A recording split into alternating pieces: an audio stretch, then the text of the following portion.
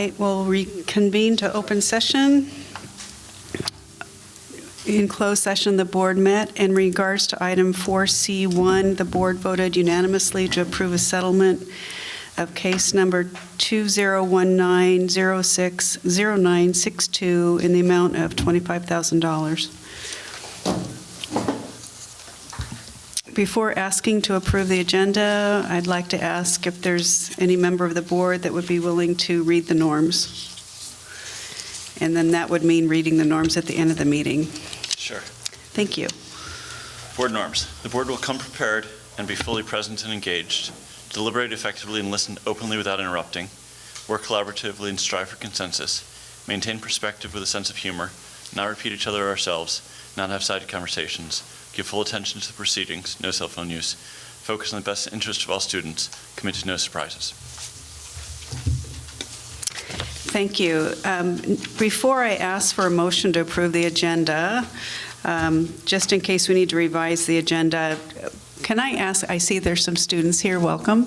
If you wanted to make any public comment, I wanted to offer to move public comment earlier and have it at the end, and you're shaking your head, and the other one, you don't look like you want to get up and speak either. So we'll leave the agenda as is, but thank you. Okay, so now that we have that information, is there a motion to approve the agenda, please?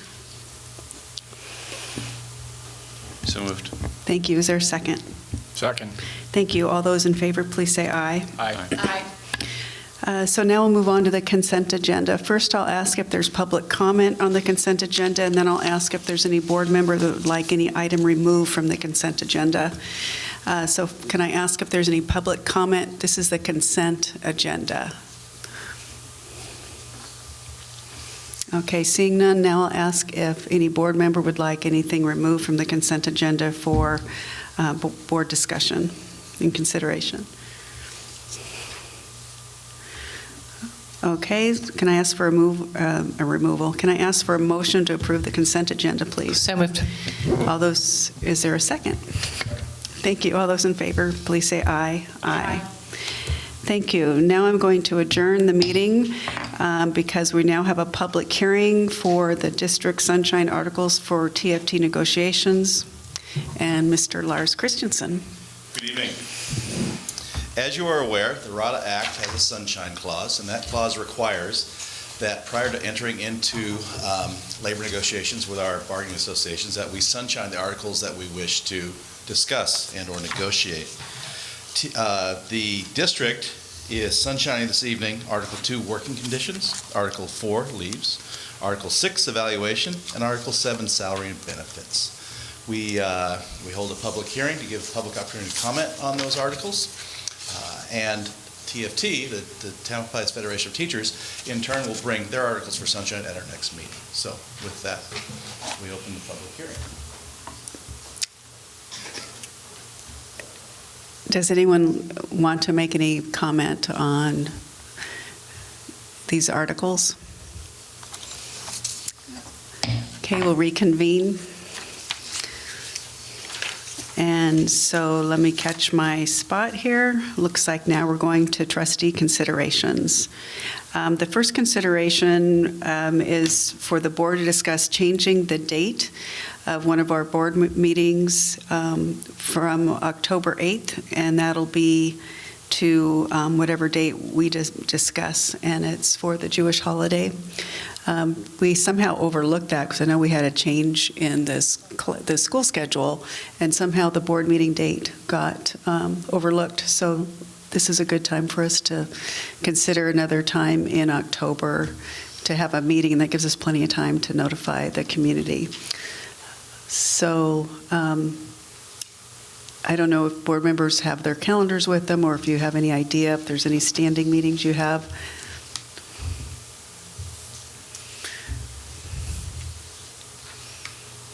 And our next, so we have a board meeting on September 24th.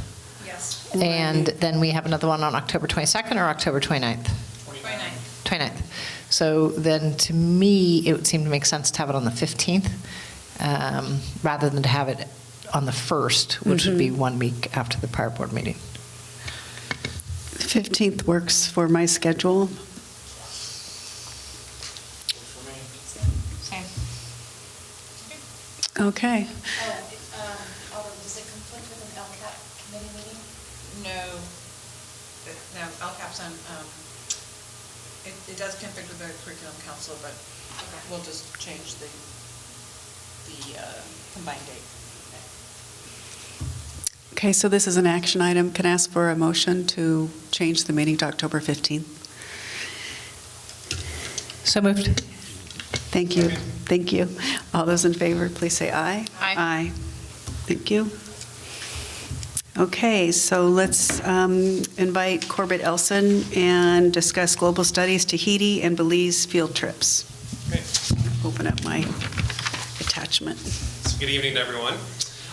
Over the course of the summer, as we're doing our due diligence and looking at past practice, it came to my attention while reviewing approved field trips for our kayaking annual field trips at various schools, that we're aware of a situation where our past practice is not aligning with our current board policy in various areas. Specifically, why we're bringing this forward tonight is that there are two outstanding field trip groups that we have in global studies, particular to the Belize field trip that has gone on annually and the Tahiti field trip that's gone on annually during the course of spring break and I believe the week after, that particularly participate in swimming in the ocean. I want to make sure everyone's clear that this decision, this precedent was established roughly 8 years ago. So this is fully approved in that time. And we all know the value of these field trips to our students. That being said, we obviously have to balance that with awareness of our board policies, what our insurance provider guides us, and we feel like this warranted, now this has come to our attention, a conversation to bring this to your attention. Specifically, well, we want to think through what are some of the recommendations we could potentially consider to mitigate the risk, and I have some recommendations to share on behalf of Keenan, our insurance provider for field trips. I want to kind of differentiate between long-term impacts. These are obviously the Global Studies program and our field trips provide amazing educational experience to our students. These field trips obviously provide not only the trip itself, but the cultural exchange, in particular to Tahiti's field trip to Tahiti, the language exchange as well. But I want to highlight, and Mary, if you could, pull up the board policy, our AR that's attached. It was obviously our duty to bring forward our board policy and highlight where there's some conflict there. So I want to highlight one particular section. Mary, if you keep scrolling down to that one particular piece where it says the board policy prohibits. Keep going down, please.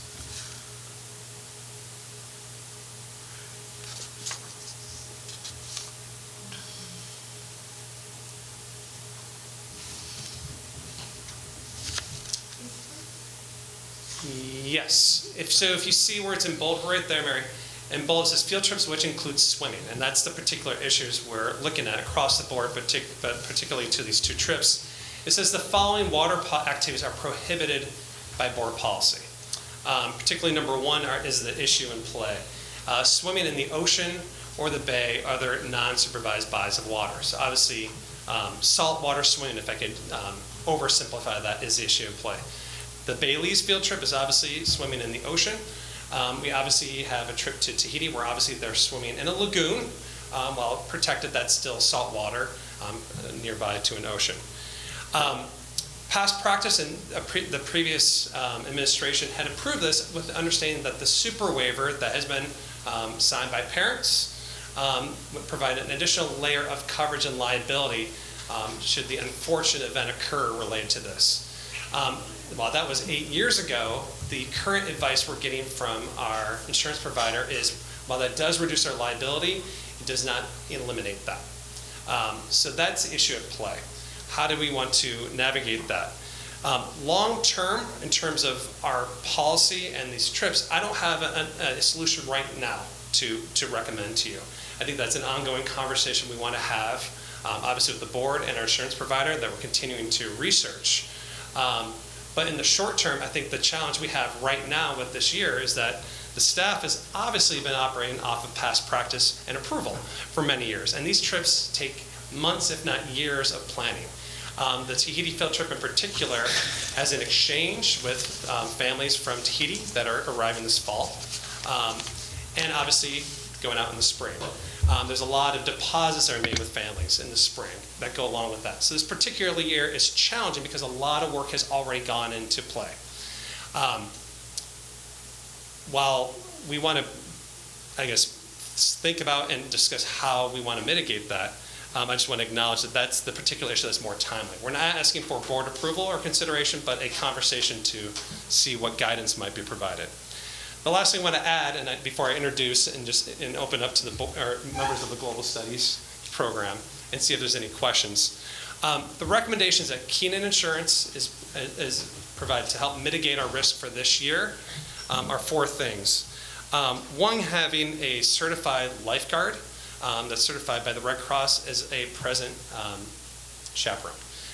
And speaking to Mike Levinson and Tahia, there will be 2 chaperones on these trips. They've committed to having one of the 2 chaperones being a certified lifeguard. They've even gone so far to have researched when Red Cross certification is available this fall, and they've done that research and are committed to doing that if so approved. Another recommendation that Keenan has is purchasing trip insurance through a private trip insurer. As of this afternoon, I heard back from Keenan, who was looking into insurance providers. They found a carrier that is likely going to approve this and provide it. I don't have the details of the cost yet, but they know enough about the field trip, given the information that Tahia and Mike provided, that they're prepared to provide a quote to us on what the cost of that would be.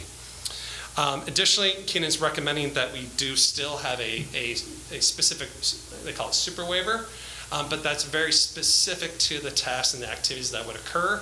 Ours is much more general, so that would add additional protection. And then finally, looking to see what types of additional proof of insurance that our hosts would have. In Belize, Mike shared that they use a professional company. This is what they do. They host students. They have, from our research, full levels of insurance that might be sufficient. On the other side with Tahiti, that's more challenging because we are being hosted by families. While we have an informal relationship with the school in Tahiti, it's not a formal company that is in this area of business. So that's one thing we haven't been able to resolve.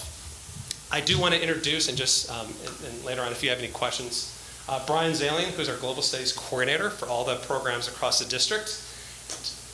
Lars wants to give a round of applause, so we'll do that. Tahia Rosenthal-Cox, who's our French teacher at Drake High School. We'll give her a round of applause. And Mike Levinson, who's the English teacher at Tam High School, who's on point for the Baileys. So at this point, I thought I'd just open up to the board for questions, comments to me, with each other, or with the staff. I have several questions, and I find this concerning, and I am questioning our approach, which seems to be more to preserve the trip than to do what's best for the safety of the students. So I'm going to start with the 4 things that were identified by Keenan as things we should do. So lifeguard is already required by our policy, so I want to know why we haven't done that in the past. For swimming activities in open water, actually any swimming activities you're supposed to have a lifeguard present, so we haven't been following that. And the insurance provider, there's no cost yet. Who's paying that insurance? We haven't decided that yet. We wanted to do a research of what it would be first off. Okay. And I would argue that that insurance cost should be paid by the students who are going on the trip. It's not something that's benefiting all students. And it's not even really related to all field trips. It's related specifically to the swimming field trips. But I guess that's a conversation we'll have when we find out the cost.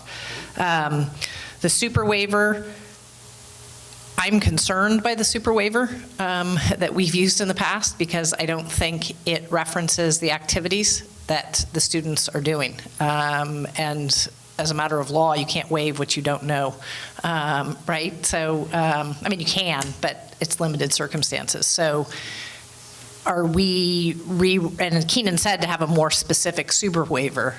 So how specific it's going to be, who's going to approve that?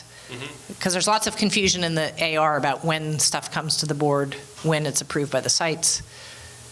Yes, so I would work with Keenan and their recommendation to update the super waiver that would be specific to the activities like you're describing. Of course, we'd run it by legal counsel and then bring it forward to the board for consideration. Okay. And then proof of insurance, it sounds like it's covered in Belize. Who sees that, right? I mean, is it enough for the global trips director to see that? Does that have to come back to the district each year?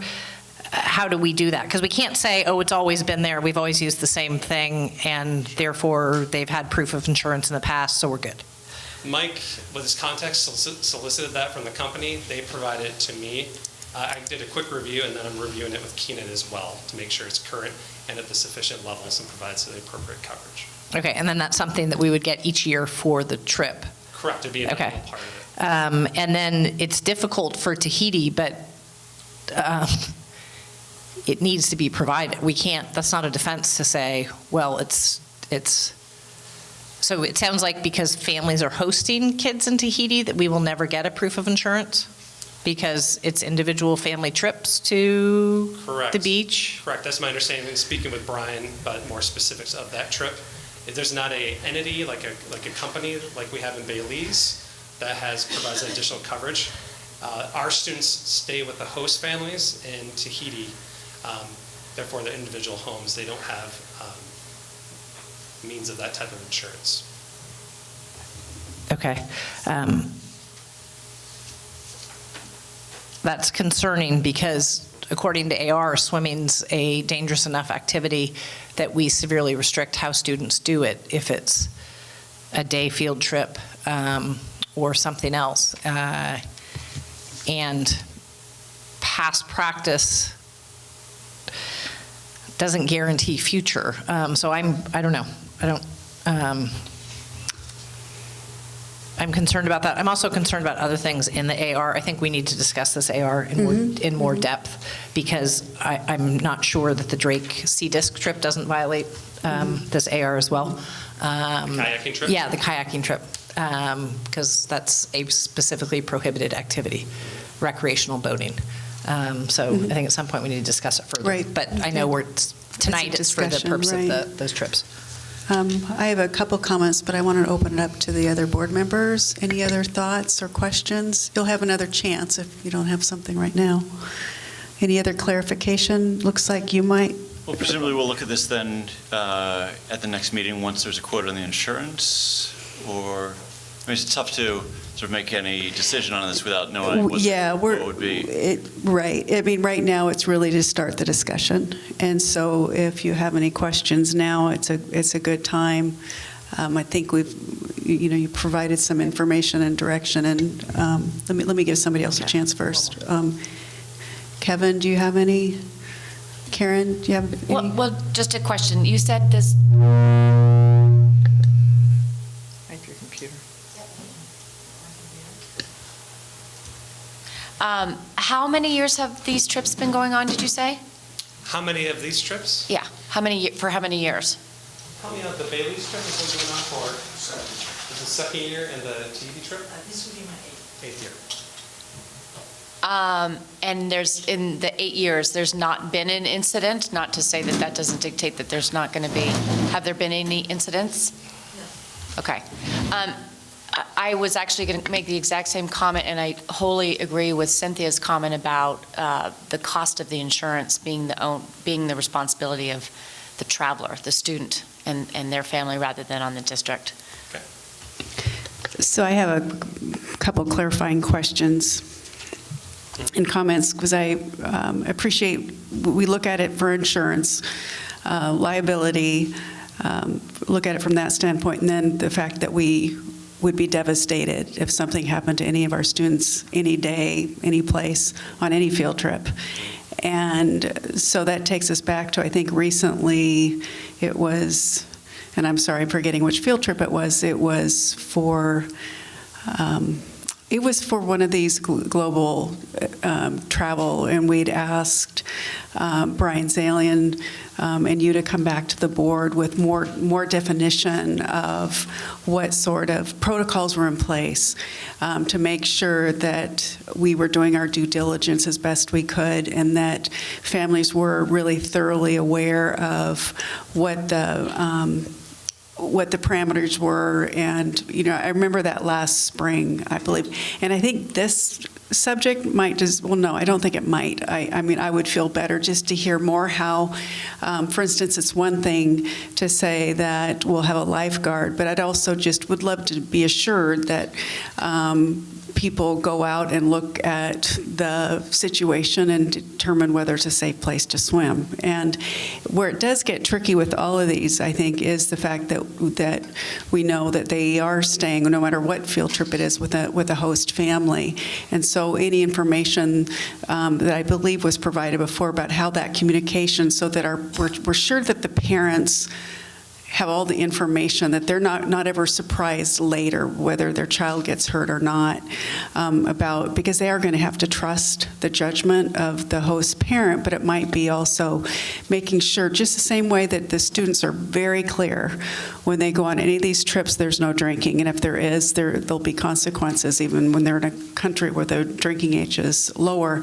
It might end up being something you suggest along those lines when it comes to some of these higher risk activities. Setting parameters with our students, so that even if the host family maybe shows judgment that from our standards we would prefer that they not proceed with, that we've already worked with our own students and families. So some of this sounds like we need to button up our own documentation and have a much more clear paper trail of what we're doing and providing the families, because I do. I think that would go a long way. I mean, there's no way of ever getting rid of liability, but that's almost a small part of really just being concerned that we keep our students safe. And I think a lot of this might be documentation. But I think it sounds like we would like that. And then Cynthia, I think you had something else you wanted to add. Yes, and it's a little concerning to me that we're hearing about the water trips for global studies after global studies came and made a pitch in June to increase the number of students per chaperone for ease of travel. And so we went from 10 to 1 to 12 to 1. And yet all throughout the AR, it talks about any swimming activity is to be no more than 10 to 1. So if I were to approve this, I actually think it should be required that for swimming trips, that ratio be adhered to. At the 10 to 1 level. Yes. I don't think the fact that it's a global trip should supersede what we've determined is safe for a swim trip. Or have protocols for if all the students are swimming at the same time, that there's a certain ratio of students versus the lifeguard. Because when I think of chaperones, they're there the whole time, and then they're swimming for certain portions, and sometimes they're swimming just with the host family. So I think that's something we would want to flesh out a little bit more. I mean, it could be, there really might be just some basic parameters that would make the parents feel more comfortable, the board feel more comfortable. The buddy system, lifeguard on scene, somebody checks, just you name it. There's some pretty standard protocols that could be included.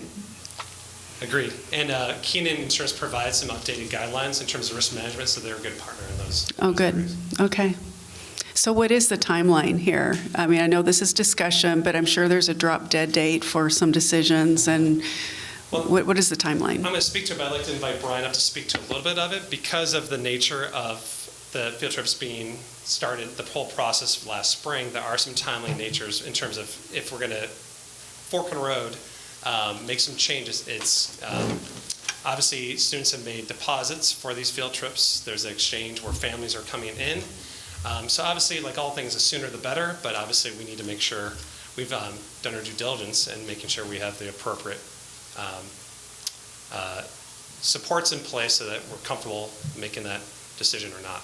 So I think you can provide some clear guidelines. I'd like to, Brian, can I invite you up for a little bit, just speak very briefly to anything I missed on that, in terms of the timing? Corbett, just one You know, question. sorry, go ahead. I guess none of us are experts in risk management here and dealing with this, but I guess we're likely not the only district dealing with this. And I guess, does Keenan have, can they give us other districts to talk to in terms of what they've done in terms of policies and how they've adapted to this? Because, likely there are other districts going to similar places. Yes, there are. What I found that's more unique to the TAM district is that we have a global studies program in-house. We're not solely using outside provided companies, more like what we're doing with the Bailey's trip, where we're using an outside provider. The Tahiti trip is all handled by staff in-house. So there's no company to move the risk to, if you will, vis-a-vis their insurance. We would own that entire liability. So that's where, with Tesha Bell, my contact at Keenan, she's saying there's this it's pretty unique relative to the rest of what they work with. Brian, do you want to come up and I know Leslie spoke to a couple of questions about communications with family, anything specific to timelines? Okay. Hi, I'm Brian Zalian.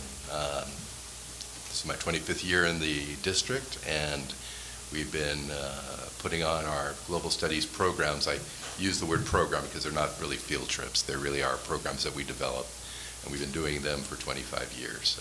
The French one 25 years ago, and the Pamplona one is now in its 9th year. We have Italian programs for art. We have a theater program in London. We've taken the baseball and softball teams to Havana to play baseball and softball. Water polo team goes to Hungary every other summer to practice. We've been going strong for 25 years, and I'm the director. I oversee the program in the sense that I work with teachers who have dreams and want to develop an idea, and then I give them an idea on how to put together an itinerary, and then of course put together the paperwork which goes to the board. And that's my role. It's to create these programs homegrown, not using outside sources if we can avoid them.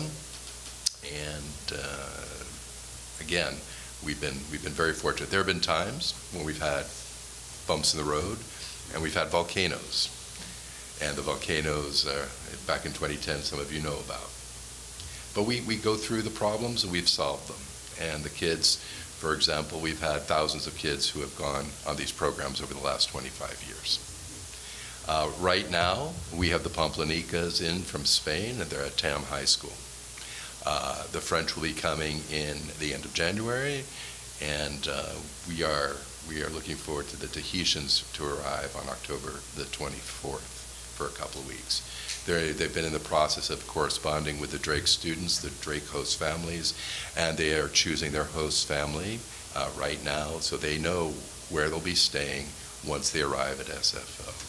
That's in the works. It's happening. We start these programs in the spring semester so that they're ready to go in the fall. That's where we are right now with all of our different programs. This year we have Belize, London, France, Spain, and Italy out of TAM. Out of Drake we have Tahiti. Redwood we have some possibilities, but they haven't come into fruition yet. That is a global studies program in a nutshell. Do you have any comment on my question about documentation, that some of this is really buttoning up the documentation and memorializing more of the safeguards we put in place? I think you and Corbett provided some of that information in a generic form about how we prepare for trips, but something like this, when it has to do with water safety, do you see that as being a potential way of assuring parents and the board that all these... I think we can assure the parents more than we can assure the board. I think that the parents have been able to go along with us with trust. With Tia's program over the 8 years, they have seen the videos, they have talked to parents who have sent their students abroad to Tahiti. We have the students come here at the end of October. There is an understanding these students are going to take care of the kids when they go to Tahiti as we take care of them here. As for documentation, that's a tough one for Tahiti. It is an exchange between families. The school is a place where they go and they spend time at school. The school does not create activities outside of the school. They don't take them to the ocean. They don't take them to the lagoon. It is Tahia who develops these different activities and every year goes on them and takes her students. She'll be able to address that in detail about those different activities. So I just have to say this one comment, and you and I know each other. I'm going to work really hard not to be offended by you saying that it's easier to assure the parents than the board, because I'm a parent, and I was a little nervous, but I needed reassuring, and as a board, we do have a responsibility for lots of students, and I think we're being actually pretty reasonable. It was not addressed to you, Leslie. It was addressed to the people who don't know me yet, who don't know the details. But yet. we're all one board, and I'm a board member. I get it. And we're all one board. I get it. So I think that I will retract that. Thank However, you. I want to say that the parents are so gung-ho and excited after they have met the Tahitians that they support Tahia and the program in a way that is friendly and certainly one that says, we trust you. We trust you, and we trust you in what you do. Again, I'd love to describe what we do in all of our programs to the other board members who don't know me. I see your faces, and I see your reaction to hearing these different details. But hearing them here versus seeing the videos is a whole different matter. Seeing and hearing the kids is a whole different matter. And so I think that's the component that's missing. You were able to see the Tahitians here last year when they performed. Right, but I didn't see the adults taking care of the children. You And just- that's the part I don't know. And that's the part that we're really relying on as a district, that there's protocols and adults that will take care of our students. And I think that's what it's wonderful seeing the students. We get the same request, the same concern coming from the other direction. I bet you do, and we should And provide them that reassurance as They well. ask us, how do we vet the parents? Yeah. How do we vet parents? How do we vet families? You know, when we get to that point, we've really run up the boat against the reef, because there's really no way to vet parents in the way that would be perfect. They know their parents, we know our parents, and we go with the trust. There's a lot of trust that goes on, and I have to say, over 25 years, we've been very successful with that trust. Saying that, I understand your concerns, and I know, and Madame Cynthia said, you know, what happens in the past doesn't mean that's what's going to happen in the future, and that's certainly true. That's certainly true. I understand that as a truism. After you. Okay, about the vetting the parents, I think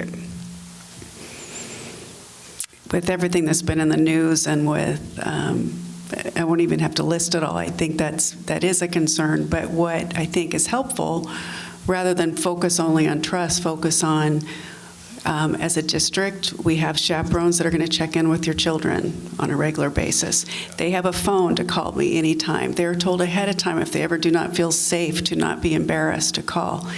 That's the kind of thing that I think can be expected. All parents can't know that anyway, I think that's the way to respond to that, not to say trust, especially with what we know has been going on in this district in the past. Absolutely. Yeah. And I think not only myself for the French and the Spanish program, but Tahia and the Tahitian program. Tahia will be able to speak to that. She is on the phone. We go and visit the families. We meet the families. We talk to them. There's an entire profile exchange that goes on in order for the kids to select where they want to be. Parents are Skyping one another. They get to know one another before the students are actually staying in each other's home. So there's a lot of contact parent to parent. So the parents feel safe and they're secure in the fact that their child is being taken care of well. Right. I'll hand it down the row here. I also take offense at that comment. I'm a parent from Redwood. My children go on the trip. But our job here is to provide assurances on liability coverage and on inherently dangerous activities. And swimming is an inherently dangerous activity. It's defined that way in the administrative regulation. Most schools have not managed it themselves because they've offloaded the liability, which is why they use outside companies, which is why Corbett was having a difficult time to find a comparable district. So while I appreciate the history of the trips, the richness of the trips, we are here to try and to ensure that they go forward while offering assurances to the community and assurances to our insurance company in order that that these things are covered. And there are gaps in what has been done in the past, in my opinion. I'm not speaking for the board. There are gaps. This is why we asked the question around the Drake kayaking trip, because a lot of districts don't allow water activities.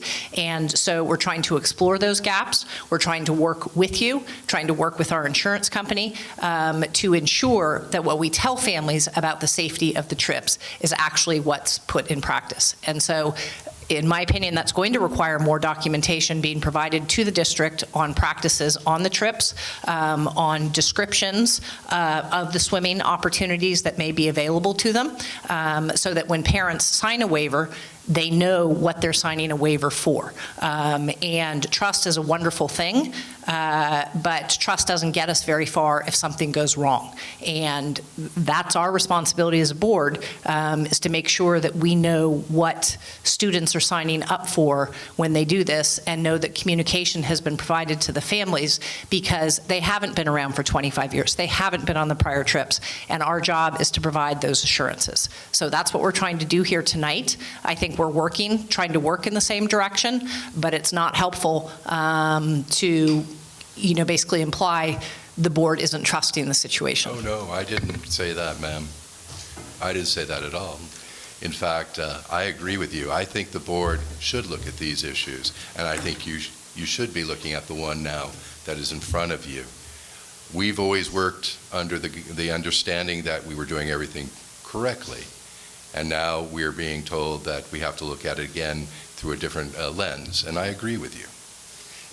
And since the can of worms has been opened on this one, wondering with Belize and Tahiti, since one is essentially outsourced and one is done in-house, I guess, you talked about trust, which is Tahiti versus the outsource. Is there anything, are we knowing the families only based on trust for Tahiti versus some sort of background check for Belize? And if so, is that something to consider in terms of just either how we're operating it in-house or to think about doing it differently there? Could you speak to background check? I'm not quite sure. Well, just in terms of if we're doing it through a third party with Belize, or is this third party that we're dealing with only operating based on trust as well in terms of finding host families? Or there are no host families in Belize. No host families, okay. And then I guess in terms of the two trips, for if there's a third party involved and there's some understanding of the safety of swimming, but also ensuring that, is there any significant difference in cost to the two trips? So if we were to look at something where it involved insurance, is there any big difference in terms of the cost of these for students?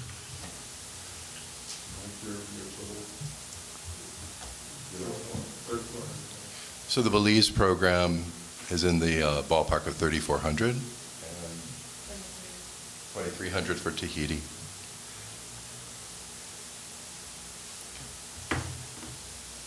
And we have also always offered trip insurance in the past for the families to purchase, and that's part of the program as well. They buy that independently through a TravelX program. And that covered swimming risk?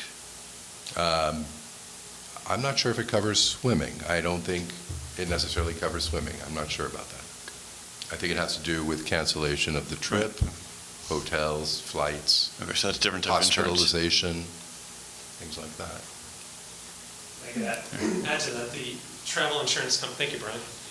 The travel insurance carrier that Keena is recommending that we look at is a specific provider of that pertaining to swimming.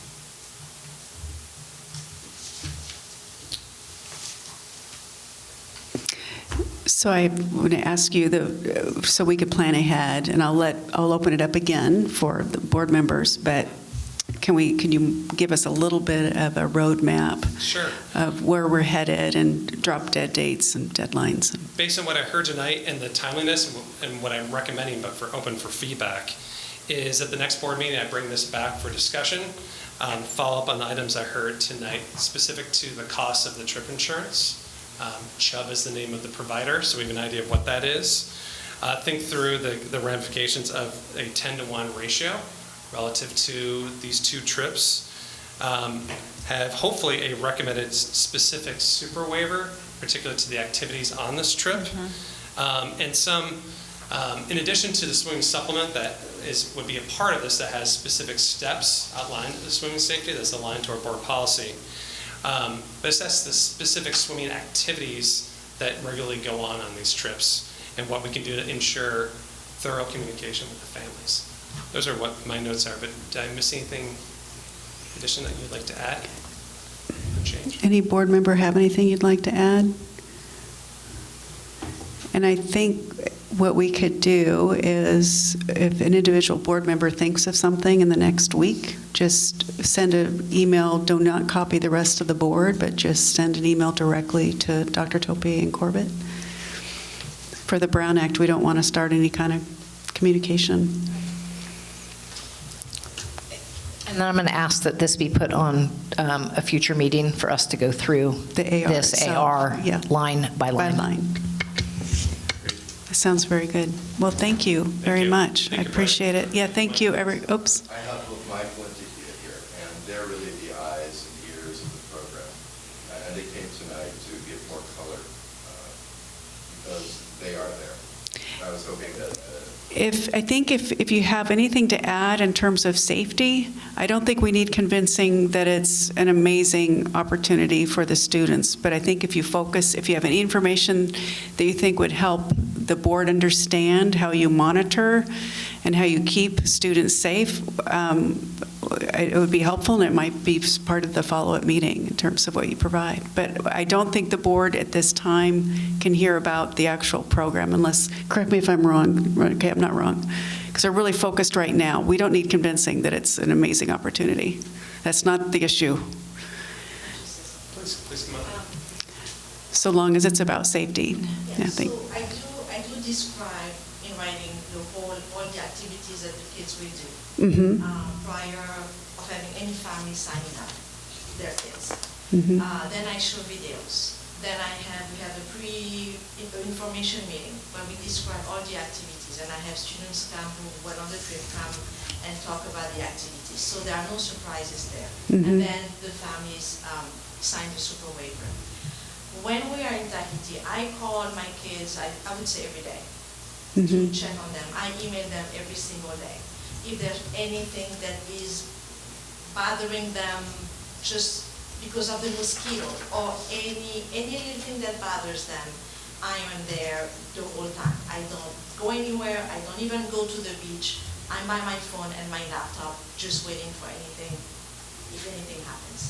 So I just want to say That's helpful. That's the kind of information that I know that I was speaking to before. If we had more information and the district had some general, like you've developed a protocol of how and that might be something that's a really good protocol or description of what's done on the trips, just to give us assurance that students are being checked in with. Things do happen to high school students of all types of nature, and it's that kind of thing is what I was speaking to earlier, Corbett. It's very important for me that they feel safe, because they are in a completely unknown environment with a completely different language, unknown family. And so I'm a mother, so I know exactly that they can be lost. So that's why I do call them regularly. I want them to be Okay, so I expanded things I realized just now from swimming to just in general. And I know this purpose of this one was to focus on swimming, but I'm just going to make the comment that what you said is helpful for the overall safety understanding and the monitoring, but I do look forward to getting more information about how swimming is handled. And I just want to point out my concern. The Tahitians are coming in October, the 24th. They bought their plane tickets. My families have agreed to host them on the assumption that their kids are going to go.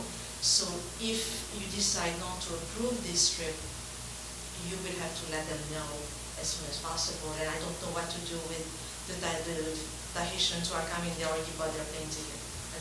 So there's a time concern. That's what I'm trying to say. Thank you, we understand. Thank you.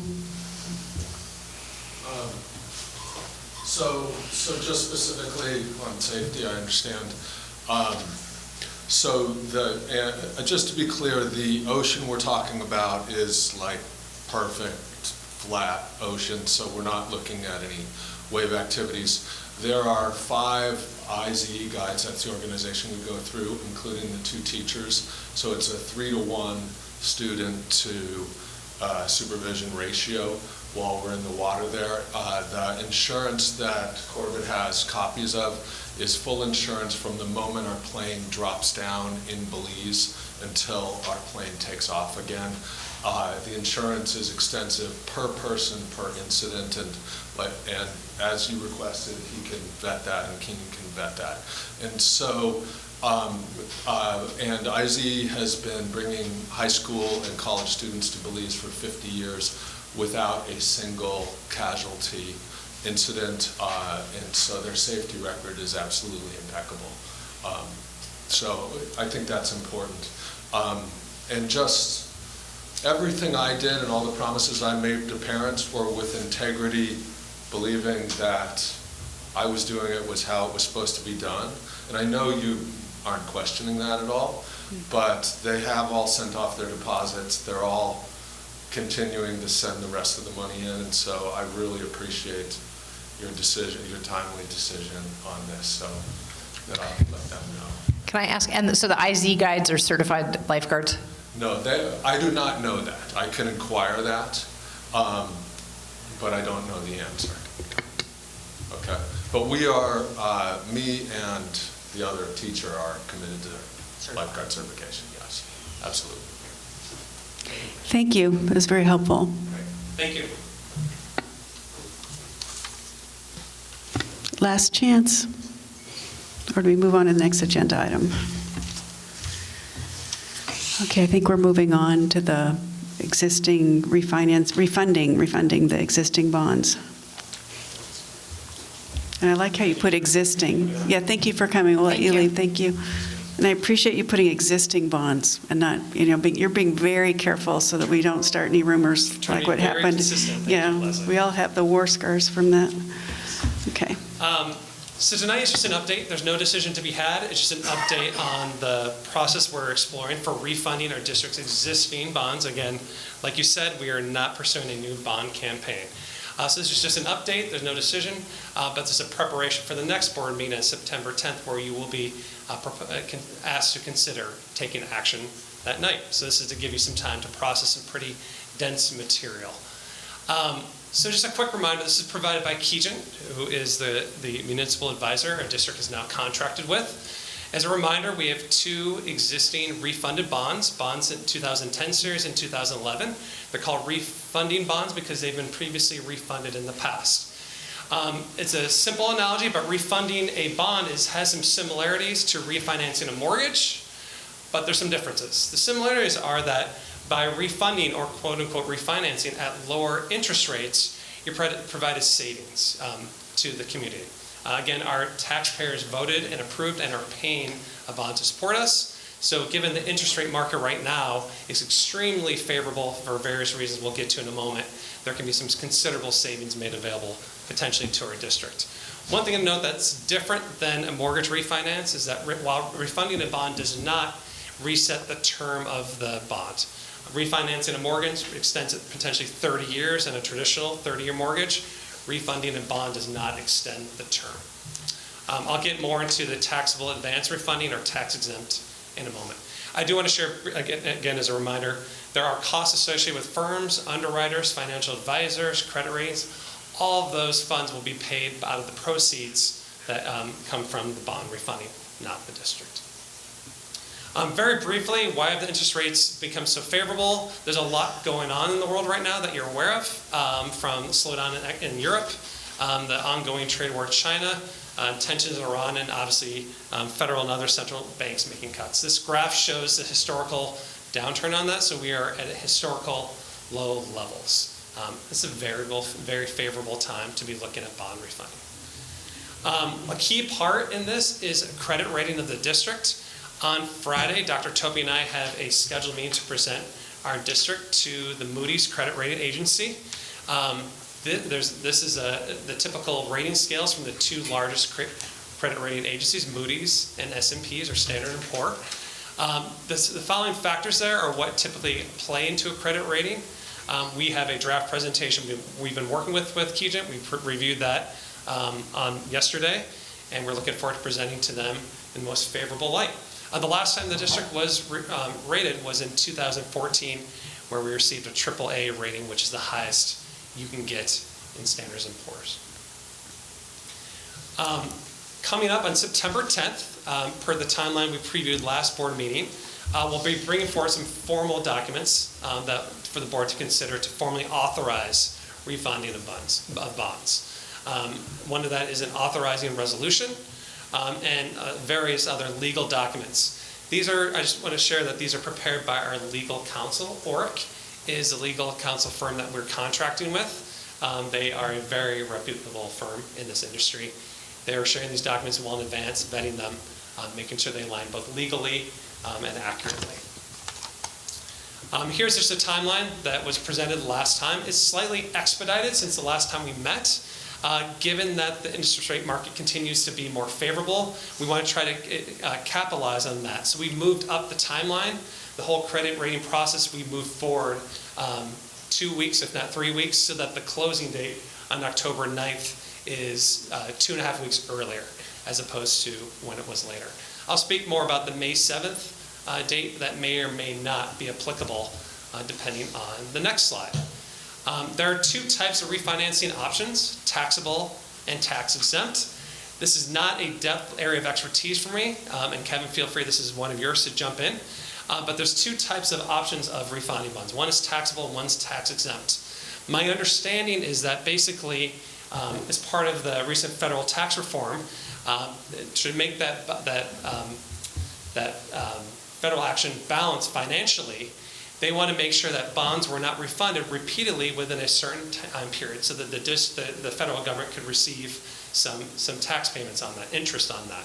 So we have an option. One of our bonds is refundable in terms of almost immediately, as soon as possible.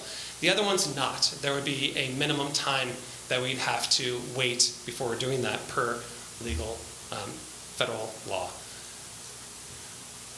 The first illustration shows both of the existing bonds being refunded on a taxable status. You'll see, this is a lot of detail given the principle of them, but what I want to highlight is the far right column. If you scroll down to where it says present value savings, you'll see $3.7 million. That would be the savings for both of our bonds being refunded on the taxable status at current interest rates. Obviously that could change between now and October 9th, but that is just a full-on description of all the variable current payments, estimated new payments, the interest rates associated with that, and obviously the assumptions. I want to contrast that $3.7 million to the second scenario, which is where we'd have one taxable bond and one tax exempt.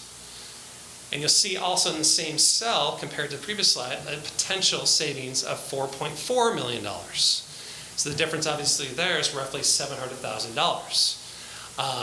There's some pros and cons associated with that, which is what I've asked is illustrated here.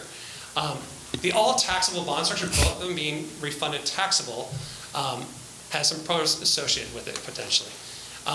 Obviously, if we move sooner, try to maximize the interest rate market right now, we could potentially close sooner, and there's time associated with that. But the second bullet point is the one I want to highlight. Given that there could be potentially a 3-week window of time between authorization from the board and closing, that is a finite window where there's less that could potentially change in that window. The market could change between then. There's potentially termination events legally that the underwriter, the investors could pull out on. There could be wide swings in the global economy that could change the market. So that's the pros of it potentially closing sooner under both being taxable. The cons are that $700,000 less savings. Illustration 2, the combination of them is pretty much the same pros and cons, but flipped. The pros are obviously higher savings, potentially, if the rates stay as is, that's a potential. But the cons are the same. That's a longer timeline. There's a lot of things that could happen between now and May. There's other conversations and discussions we want to have as a board and a community between now and then. There's, again, more opt-outs in terms of all the various investors, underwriters, and obviously the rates could change. Some of the guidance we've gotten from some of our other advisors is that sometimes it's best to potentially consider locking in those savings sooner, but obviously there's a potential of leaving some savings on the table. All potential at this point given current rates. So that's just the brief of this. There's nothing more, no decisions to be made, but I thought I'd open up to see if there's any questions or comments. You might have the question, when will we know? Well, you're passing a resolution potentially on September 10th that would authorize staff to make that determination on what's best for the district. So we don't have to make that decision tonight, nor on September 10th. That'd be a decision as we get closer into October that obviously we consult with Dr. Topier and make the decision based on the input of the board. I have one question, but I'll wait. Does anybody have any questions? Okay. You go ahead and I'll go if you'd like. So just to clarify the underwriter termination events. So basically they're 3 weeks long under the first scenario, all taxable bond structure, and they could be 7 months long under the second one, so leading to much more potential variability. There'd be a lot more conversation about this where I'd be coming to the board and the community, obviously speaking about this. And potentially having no underwriter in May if right. It's not, yeah. There's a lot of things that could, just more time means more things could change, more risk. I apologize if I missed it when you explained it. I think I was thinking, if you back up a slide or two, can you tell me, clarify refunded versus refunding bonds? You mean taxable versus taxable? So, and at the bottom, principal refunded bonds, principal refunding bonds. What is the difference there? You're basically replacing. Somehow Yep. you just knew he couldn't answer that. Okay, go ahead. Yeah. You're basically, okay. You go Oh, no, I'm just joking. I'm just joking. You're replacing the bonds outstanding with a lesser amount. I'm trying to think of how to, you're matching payment schedules and you're saving that with the principal amount of the bonds that you're replacing them with. Not to get too technical about it, it probably would have been better that they didn't show that. Don't get too technical. But It was a joke. Go yeah. ahead. I think you're asking. Existing versus new. I'm actually talking about She's the talking about bottom. the lower two lines. The bottom? The bottom two. Yeah, the bottom two. I'm just, my eye went to the bottom. Yeah. I understand present value, and also it's principal of refunded bonds, and then I see principal of refunding bonds. Right. What's The existing refunded versus versus new. refunding? Yes. Existing versus new. Okay, thank you. Thank you, yeah. We can refinance our tax-exempt bonds with taxable refinancing now, but we can't refinance our tax-exempt bonds with tax-exempt bonds until the window opens, which is what, on the left column, tax-exempt under red, under the 5520, when you're within 3 months of the call date, you can usually No, thank you, that I refinance get, at par. yeah, thank you, yeah. No, it was really, I got tripped up with the word refunded versus refunding. I didn't know which Refunded are ones the bonds referred- going out and refunding bonds That's what you were is the bonds describing. coming in. Yeah, okay, thank you, sorry about that. Go ahead, Okay. Karen, you had a question? So, Corbett, I just want to make sure that I understand too, as the new kid on the block. This refinancing is purely a savings for our taxpayers, so they'll see a friendlier tax bill at the end of the year or biannually.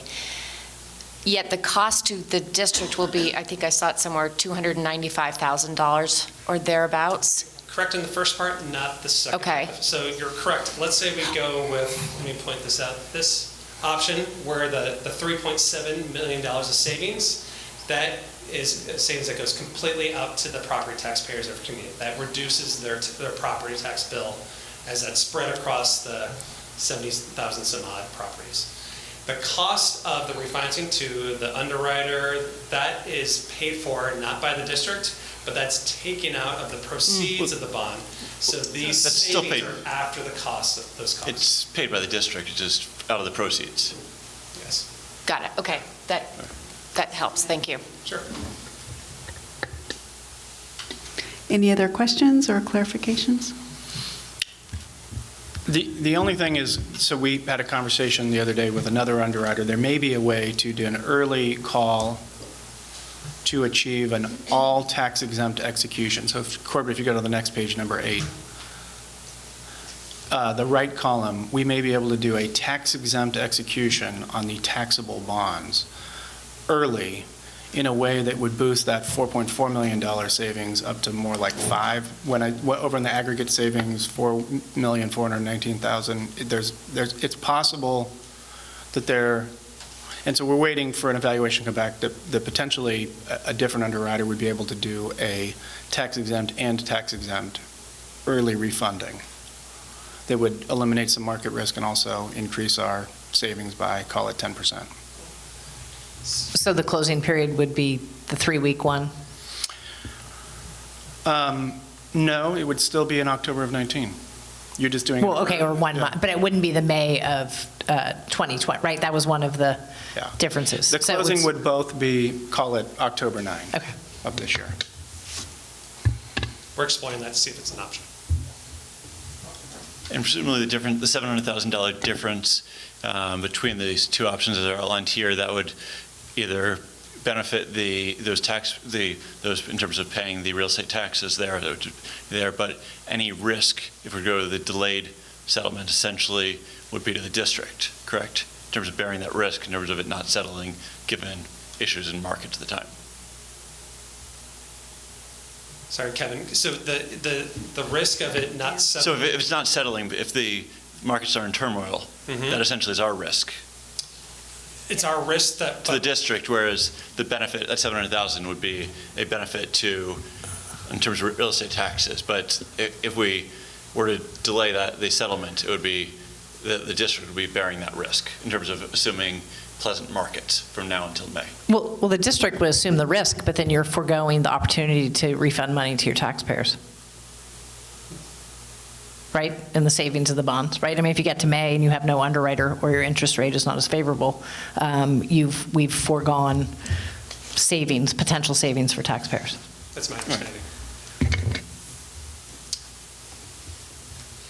And Leslie, following up on your previous question on the refunded versus refunding bonds, I can obviously follow up with Chet Wang from Keygen and get a more specific answer. And he will be present on September 10th if we move forward to speak in this in a more detailed manner. Very good, thank you. This is very helpful. Anyone have any other comment, clarification, question? Nope, thank you. Okay. Thank you. The superintendent just reminded me, got too engrossed in this. Do we have any public comment on this agenda item? And I should say it right now, if I ever forget, anybody that raises their hand and wants public comment, you will have public comment on the agenda item. That's what you're able to do. What? 3 need to be in the audience. I know. Maybe that's why I keep forgetting. I don't see you in the audience. Thank you, Corbett. I think you can sit down now. I don't think, are you next? Okay, here we go. Oh, I see. Thank you. So our next item is receive and discuss Godby Research presentation on parcel tax survey. Thank you. So I'm going to do a brief introduction.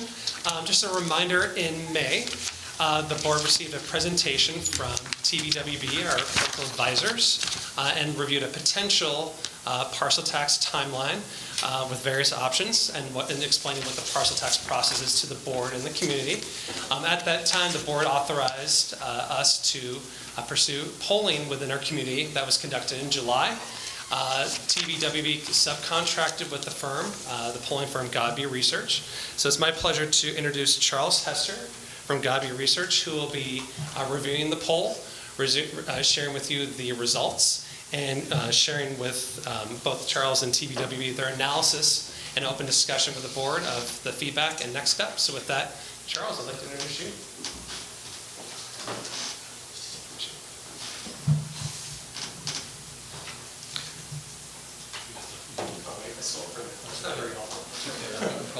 forget to advance 100 of these slides. Good evening. I'm Charles Hester. I'm Vice President of Godby Research. Some of you may recognize me. I made the presentation to the board for the tracking survey that we did in advance of the successful 2018 parcel tax measure. I've also presented to many of the feeder districts here, Kentsfield and Larkspur, Corte Madera, and such. So good to see you. For those of you that recognize me, and I've met you before, and it's nice to see you, the new faces here on the board tonight. So just jumping into the meat and bones of the presentation here, we'll talk a little bit about the overview and research objectives, and I'll talk a little bit about the methodology and how we constructed the survey and sample, and then I'll move forward into the key findings, and at the very end of the presentation, we'll have the conclusion. So overview and research objectives, the Tamalpais Union High School District commissioned Godby Research to conduct a survey of local voters, specifically in a couple of election cycles of interest for a potential future parcel tax with the following research objectives. The first is to gauge the public perception of whether the district is providing a quality education to students, effectively managing public funds or taxpayer funds, and if the district needs additional funding according to voter perception. Assessing potential voter support for a potential future parcel tax measure to maintain high-quality education with local funding that cannot be taken by the state. Prioritize the educational programs that could be funded by the proceeds of the potential future parcel tax. Test the influence of informational and critical statements, determine any rate sensitivity, and identify demographic and voter behavioral characteristics, most importantly, so that we can make sure that the survey is reflective of the Tamalpais Union High School District for the election cycles in question, and not just the 800 or so people that took our survey. I'm sorry to interrupt you, but maybe you can answer this as you go. Sure. It just caught my eye to identify, to validate the representativeness, can't say that word, of the sample. If you could, I had a question when you said that, how do you validate, but I'll let you answer that throughout the... Sure. What we do is we look at past voting propensity for similar election cycles, and we construct our sample with similar demographics that are known in the voter file, like age, gender, and ethnicity or ethnic surname, voter characteristics such as party affiliation, household party type, voting propensity, who votes and when, what election cycles and how often, and things like that.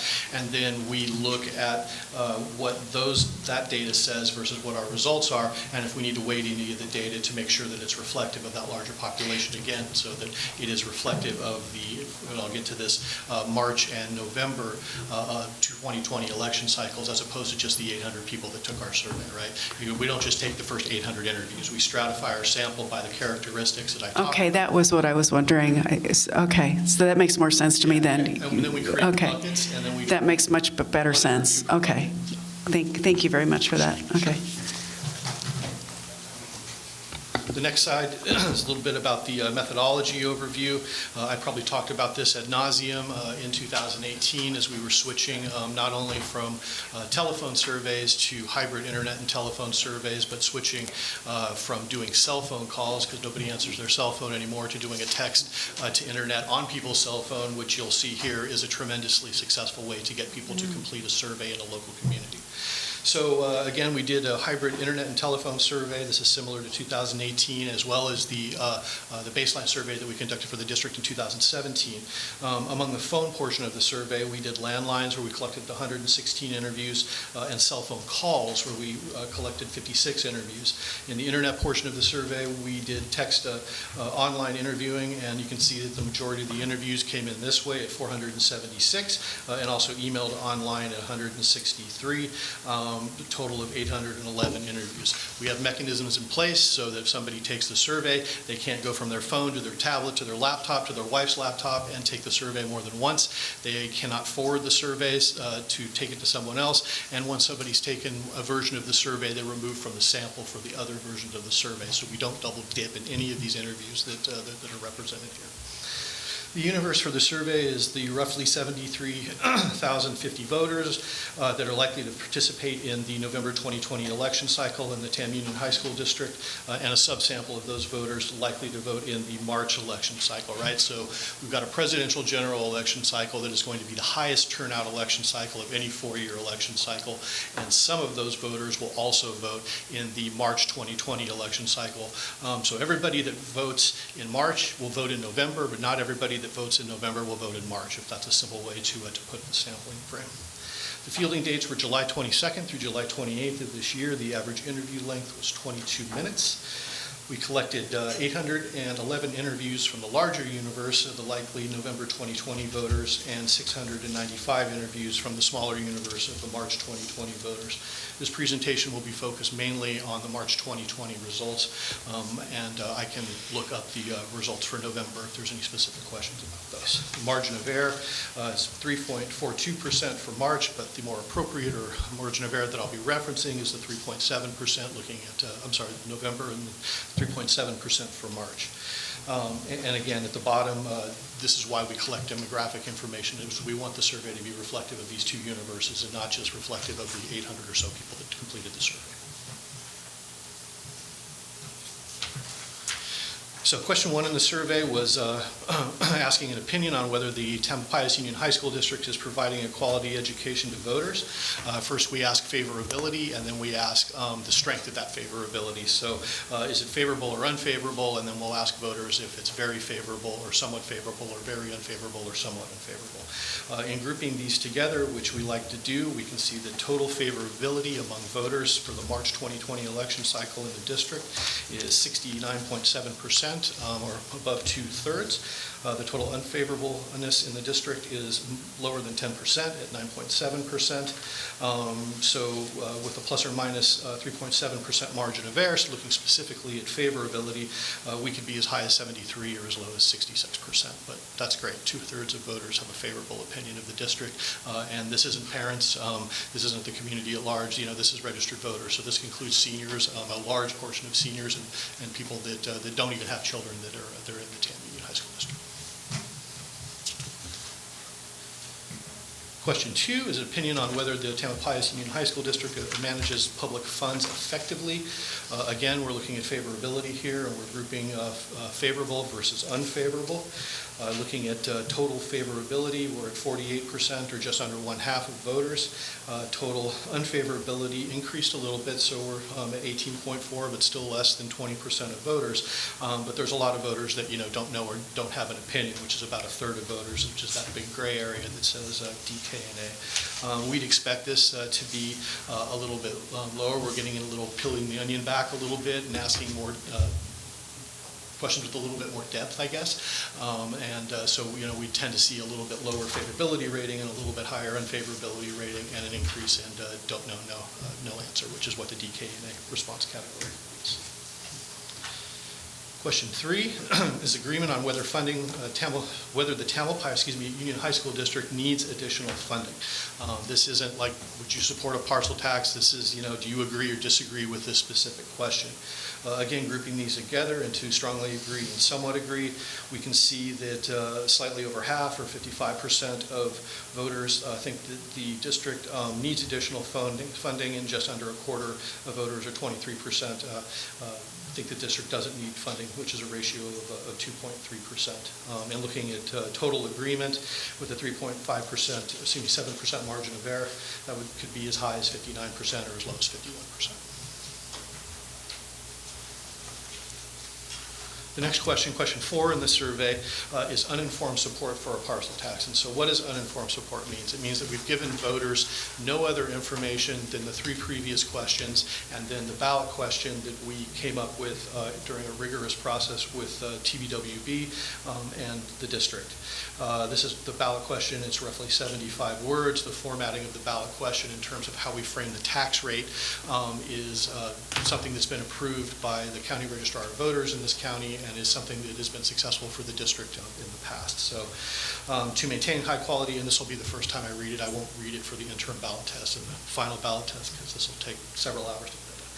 So to maintain high-quality education with local funding that cannot be taken by the state, shall the Tamalpais Union High School District attract and retain high-qualified teachers, maintain excellent science, technology, engineering, math, reading and writing and instruction, and protect art and music by adopting a measure renewing the current funding, funding at the current $145 tax rate and adding $190 per parcel, providing $25 million annually for 10 years with senior exemptions, cost of living adjustments, and independent oversight in all funds for the Tamalpais Union High School District students. So in looking at overall support here, again, we asked the yes/no question, would you support this measure? And then we asked the strength of that. Is that definitely yes? Probably yes. For folks that say no, is that definitely no or probably no? Because knowing the strength of the support is very important. So at 65.3%, you're just under the two-thirds threshold. Great place to start for not providing anything other than the ballot question to voters in the survey. With a 3.7% margin of error, that could be as high as 69%. However, it could be as low as 62%. So after we do the unaided ballot quest, we start layering information on voters. And the first set of information we provide voters is the features of the measure. This is very vanilla, it's very non-advocacy, and it tests where the proceeds could potentially go if the district were to place a partial tax measure on the ballot and that measure were to pass. So in looking at this, we provide this information in a mean score format where +2 means voters are much more likely to support the measure, +1 equals voters are somewhat more likely to support the measure, no effect is 0, somewhat less likely to support the measure is -1, and much less likely to support the measure is -2. So why do we do this? Why don't we just provide the raw percentages? Well, if we look at the first one in A here, and we just take off that 0.7% and look at 75%, and because we group these together, a 50% much more likely to 25% somewhat more likely is a different breed of cat than 25% much more likely and 50% somewhat more likely, right? The first one that I use as an example there is a much stronger argument, and me-score formatting allows us to sort of tease that out, right? So that's why we do that. In looking at the coloring here in the bar chart, red means that everybody got that question. And because we needed to keep the survey to a manageable length, we had to split some of these features into split samples. So half the voters gets a question and half of the other voters get another question. So one half of the sample, or sample A, got the ones in green. One half of the sample, or the other half of the sample, sample B, got the questions in blue, and again, everybody got the questions in red. And the final thing I'll say about how we structure this specific slide, or these specific slides, is a difference. You see a tier 1 over here on the right side. We're going to get to tier 2 and tier 3 on the subsequent pages. A difference in 0.2 is in mean score formatting is statistically different, basically. For this. So this is how we sort of break up arguments into tier 1, tier 2, and tier 3, or features, excuse me. So in looking at this, the top testing features in tier 1 are maintain high quality science, technology, engineering, math, reading and writing instruction, attract and retain high quality teachers, maintain electives in science, technology, engineering, and software coding, attract and retain high-quality teachers, counselors, and staff. So a little bit nuance on question A, response code A. Maintain hands-on science instruction, support music and art programs, and maintain career development and vocational job training programs for high school students. Next one is sort of the last of tier 1, and the tier 2 and the one tier 3 feature that we tested. And I'll read the last feature that's in tier 1 and then give you a couple seconds to read tier 2 and tier 3, and then I'll move on to not waste the board's time reading stuff. So maintain college preparation programs and resources for all students was the last one in tier 1, and you're looking at 69.9. It's above 2/3 if we're looking at it in a percentage format. So the next question, question 6, provided informational statements to voters. So a little bit more advocacy-based than the features. Thus, if you can scroll back, or I can do that here, you'll see that they test a little bit better than the features, right, which are a little bit more vanilla, and these are a little bit more advocacy based. So we would expect these to test a little bit better. So again, we use the mean score formatting. What we don't ask here, because these are all positive informational statements as opposed to critical information statements, is if it's going to make you much more likely or somewhat, much less likely or somewhat less likely to support the measure. Since these are all positive, we start with no effect at 0, and then 1 and 2 for the somewhat more likely and much more likely. So the top testing features, and I'm going to read these again because some of these are fairly long because they're more advocacy and a little bit more information than the features are. If you want me to stop, or we've already read these in our report of the top lines or anything like that, just let me know and I'll move forward to the slide to preserve the board's time. So the top testing informational statement in a positive measure was this measure will provide devastating cuts to academic. I'm sorry. My bad. It's a recorded meeting. It's a recorded meeting. Yeah, sorry about that. So anyways, I told you I was going to forget to do this, so thank you very much for doing that. So I'm sorry, the top testing informational statement is this measure will prevent devastating cuts to academic programs and prevent 114 teacher layoffs. All money raised by this measure will be controlled locally and will go to our local schools and cannot be taken, and the missing part is away by the state. Local funding provides $16.8 million for our schools each year and accounts for 17% of the district's budget. Without this measure, 114 teachers and counselors would be lost. The next one is... Can we stop on that one for a second? Just in terms of just how you think the responses would be if it were positioned to this basic age district and 90% of the funding is local? Would it poll even stronger if it were worded as basically the community is funding 90% of? I'd have to test that, but I don't think, and I'm not trying to insult the average voter in this community, I don't think they get the difference between basic aid. No, but just the sense that the district is entirely community funded, over 90%, and so it's, if we're going to support the schools, it's coming from parcel taxes and property taxes. We can't look elsewhere. It's not coming from the state. It's not coming from the federal government. I think we tested another iteration of that later, but I don't think we said 90%. I could be wrong here, but if I don't get to it, my answer to your question would be the same, that that I can't really tell you if that would test better if we haven't tested it. So the district has already made $5.8 million in annual cuts, increased class sizes, cut administrative staff and benefits, but an additional $18 million in cuts would be needed if this measure doesn't pass or if this measure fails. The measure will protect science programs, including computer science, biology, biotech, chemistry, physics, physiology, forensics, web tech design, robotics, and space tech. By law, none of the money raised by the measure will be used for administrators' salaries. The next top testing informational statement would be due to rising student enrollment, our schools have needed to hire more than 70 additional teachers to serve students. And this is sort of where this gets into your specific question, but without the 90%. The district is funded locally, and this is the rest of L.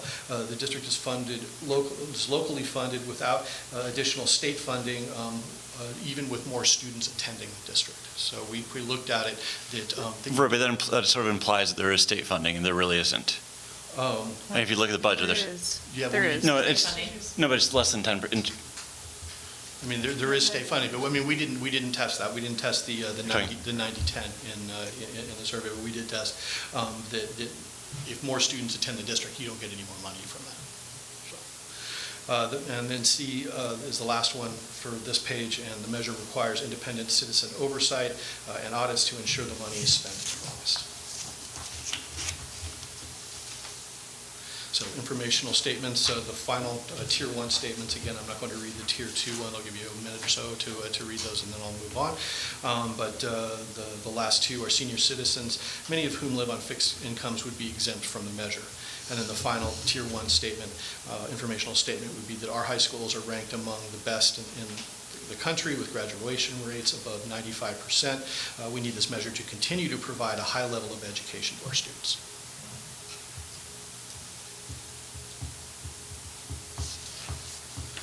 Okay, now that we've tested sort of the vanilla features and the more advocacy-based informational statements, we're coming back to the same ballot question, and we're testing how that has affected support, providing those levels of information. We've only provided the features and positive informational statements, so we would be expected to be higher than the initial ballot test. So if we look at this, the initial ballot test is on the bottom. It's 65.3%. With, again, a 3.7% margin of error. That could be as high as 69 or as low as 62. In this interim test that we conducted among all voters, again, in the March 2020 election timeframe, we raised support to 71.4%, and with the same 3.7% margin of error, that could be as high as 75% or as low as 68%. So here we're covering the margin. Charles, I'm sorry. The difference between the initial test and the interim test, what two groups are those? So they're all March 2020 voters, and they're all the same voters. One is just without giving them the information, and now they've heard the features and they've heard the positive arguments, and then we're coming back and retesting to see the impact of both the features and the informational statements. Got it, thank you. So minute 14 of the interview. Yeah, got it. That's probably about right, actually. Okay, so now that we've done the features and informational statements, and we've come back and done the interim ballot test, now we've provided some critical statements to voters. And many of you have heard these in the past, whether you come to the board, or been on the board for many years, or you come from another district. Sometimes this data is hard to hear, right? This doesn't have to be true, okay? Your information has to be true. The advocacy information from a campaign standpoint, in terms of credibility, has to be true, but none of these statements have to be true. They just have to tug on the heartstrings or economic strings or partisanship strings of voters, and these are based on things that we've heard specifically in this district, specifically that we've heard in feeder districts and other districts in Marin County, as well as the probably 300 or 400 school district bottom parcel tax measures that we've done. So it's sort of an aggregate of the sort of information. So in looking at this, we again aren't asking if this will make voters much more likely to support. We're asking if it's going to be much more likely to oppose, somewhat more likely to oppose, or if it has no effect. Thus, it starts at zero in terms of the margin here. So in looking in these in general, if we scroll back, and I won't do that because then I'll forget to move forward, these are much less impactful than either the features or the positive statements. Nothing here exceeds one or somewhat more likely to oppose the measure. And I'll run through these again because some of these got cut off, and I'm sure that the community would like to hear the full text of the questions that we ask. So the top testing negative argument or critical statement was that the measure is unfair and puts the burden on single-family homeowners who must pay the same rate as large apartment buildings. The next most impactful critical statement was the cost of living adjustment built into the measure means that the rate will increase automatically every year for 10 years. We just passed a parcel tax for high schools last year. Why do we need more money now? And again, we're doing a survey as a snapshot in time where we can't really ask people to project themselves to March, so we have to say last year, not 2 years ago in the context of the question for it to make sense. In addition to increasing the high school parcel tax, the county is asking for a new parcel tax for fire services. People in Marin County are paying county sales tax increases and repaying community college and high school bonds. I don't have the end one here. I apologize for that. I think it's we can't afford more than $350 in new taxes. I think that's what the end of that one was. The next most impactful critical statement is E, don't be fooled. Rising pensions are the real reason. They are asking for the increase. And then the final tier 2 critical statement is the student enrollment is projected to begin to decline over the next 4 years. Why do they need more money for fewer students? And we've got the tier 2 one, and I'll just go ahead and read it. And then why are these numbers still positive? I want to think that these would sort of make it less likely. So this is less likely. Okay. So it's more likely and somewhat more likely to oppose the measure. Okay. So we're asking opposition now as opposed to support. So that's how the question's framed. So that's why they're framed as positive, but they're actually negatives, right?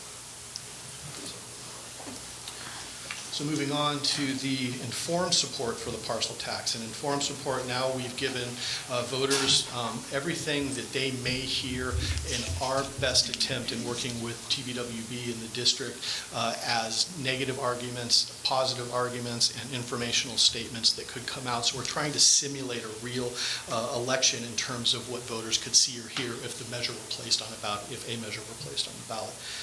So in looking at the final test, we've gone back down from the initial test at 65.3 and the interim test at 74.1 to 66.6 with a 3.7% margin of error. That could be as high as 70% or as low as 63% in looking at the final ballot test. The next question was support for alternative $90 increase in a parcel tax. So I'd love to be able to split your sample into 3 or 4 samples and test each of these options independently. I'd love to do a 35-minute survey to do first interim and second ballot tests for each one of these, for among voters, but we just don't want a margin of error of 10%, nor do we want a survey of 35 minutes, right? So we're sort of constrained in doing these. So we ask these fallback questions at the end. So the first fallback question is about a $90 increase as opposed to a $190 increase. And you can see that support jumps from to 70.4 with a 3.7% margin of error. You could be as high as 74. On the low end, you could be as low as 66.7.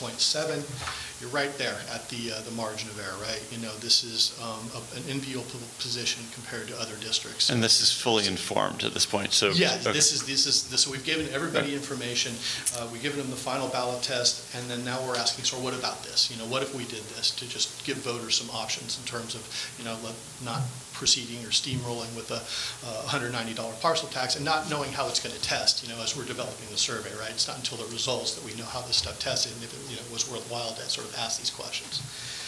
So again, this could be as high as 74 or as low as 66.7, so you're right there at the 2/3 on the lower end of the margin of error.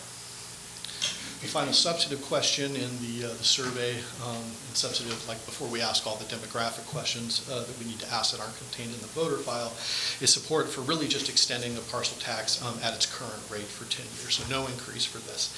This goes to 73.7%, so really, you know, not a statistical difference, but close to one between this and the $90 option. So with a 3.7% margin of error, you're looking at a high of 77% or a low of 70%, right? And when you look at this versus other districts in terms of sensitivity to the rates, presumably if one goes through the survey and here's 190, then later is given a lower option. Yeah. You get a better, you know, higher percentage of people There's supporting always it. an inverse relationship, you know. But is this sensitivity in terms of just less than 4% upward shift with both of these sort of less than what you typically see? How does that compare to normal? It's about on par with, I mean, with what we see. The less you ask for, the higher support that you're going to get. But at some point, there's sort of the law of diminishing returns, right? You can see from 190 to 1090, we increased by roughly 7%, but going from 90 to 0, we increased by 3%, right? So. There's sort of diminishing returns, but we would expect that the lower the rate is, the higher the support is. That's sort of intuitive. So the summary and recommendations, and I will remember to change the slide this time. So the survey revealed a solid base of voter support for a parcel tax measure in the district. Support for a measure for the March 2020 election cycle at the $190 increase rate was 65.3% for the uninformed test, 71.4% for the interim test, and 66.6% for the final ballot test with all information that was provided. Respondent support increased to 70.4% when the tax rate was reduced to $90 and 73.7% when the tax was extended at the current rate at no increase. So the top tier features of the measure, which are all listed below, suggest that some of the items in the ballot question could potentially be revised to increase voter support. And the top testing arguments, again, were maintain high-quality science, technology, engineering, math, reading, and writing instructions. So that I could use students right now. Attract and retain high-quality teachers, maintain electives in science, technology, engineering, and software coding. This is actually the split between bullet point 2 and bullet point 4, so it's a nuance of the same question. Attract and retain high-quality teachers, counselors, and staff, so we've got counselors and staff to that. Maintain hands-on science instruction, support music and arts programs, maintain career development and vocational job training programs for high school students, and maintain college preparation programs and resources for all students. The key informational statements, and these are just the positive informational statements here because there were many more of those than the negative ones. This measure will prevent devastating cuts to academic programs and 114 teacher layoffs. All money raised by this measure will be controlled locally, will go to our local schools, and cannot be taken away by the state. Local funding provides $16.8 million for our schools each year and accounts for 17% of the school budget. Without the measure, 114 teaching and counseling positions would be eliminated. The district has already made $5.8 million in annual cuts, increased class size, cut administrative staff, and reduced benefits. Thank you. Reduced administrative staff and benefits, but we'll need to make an additional $18 million more annual. We'll need to make an additional $18 more in annual cuts if the measure fails. I think that's what that's trying to say. The measure will protect science programs, including computer science, biology, biotech, chemistry, physics, physiology, forensics, web design, robotics, and space tech engineering. By law, none of the money raised by the measure will be used for administrator salaries. Due to rising student enrollment, our schools have needed to hire more than 70 additional teachers to serve those students. We are a local community funded district and do not receive additional state funding as more students attend our schools. The measure requires independent citizens' oversight and audits to ensure the money is spent as promised. And that's the summary of the informational statements. And thank you. The final portion of my slide before I hand this over to Sabrina and talk a little bit about timeline is really given that the survey findings and the 2/3 majority required for approval for a parcel tax measure in any election cycle, right? There's no Prop 39 for parcel taxes, unfortunately. TBWB and Godby Research collectively recommend that the Tamalpais Union High School District continue the process to prepare for a March 2020 parcel tax election.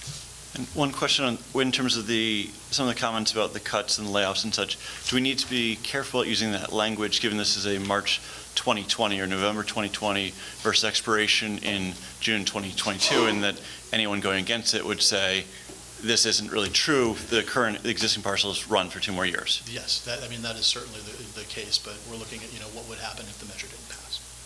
Right, but the funding, okay. Okay.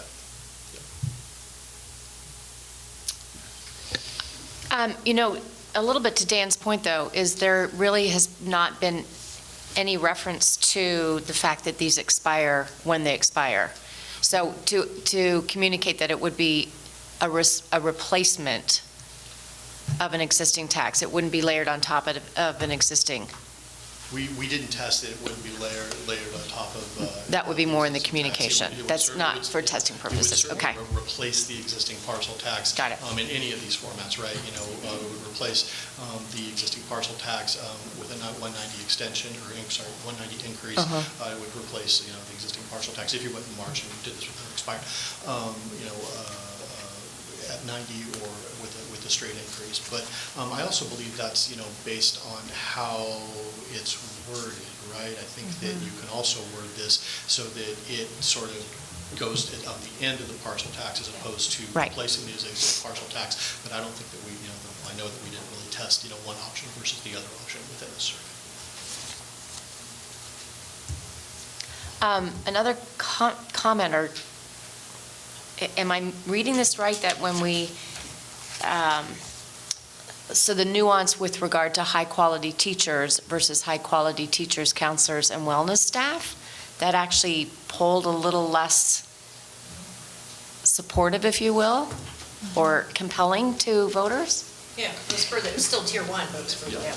Yeah, so in looking at that, really you're interesting. looking at a mean score of, and this is back. Well, remember, the group of voters I are know. likely voters. So I understand. a lot of who we hear from are parents and people directly involved in the community where this is likely voters in both elections. I don't disagree, but I'm still thinking that we're hearing, I mean, I spent a lot of time out in the boondocks of non-parents in the district. And we still heard an awful lot about our children being so stressed out, not having resources, really needing Isn't help. it interesting? I'm And shocked. same thing with class sizes. Shocked. We heard so much, but we're hearing from the parent community. And I think one thing I remember you and I discussing, there was a flyer and whether to add, we wanted to add staff and other staff rather than teachers, but the previous poll only tested for the teachers. And we knew that that's really was the greatest impact. So we weren't being untruthful, but it is fascinating when you look at the poll that represents the full community. So in looking at those two specific things, so we split the sample on those because they were so similar, right? So half the sample got attract and retain high-quality teachers. The other half got the same question, but adding counselors and staff, yeah. So if we look at this, there's really no statistical difference between 1.13 and 1.19. They're both very persuasive features, and either one of these should probably be included in the ballot question.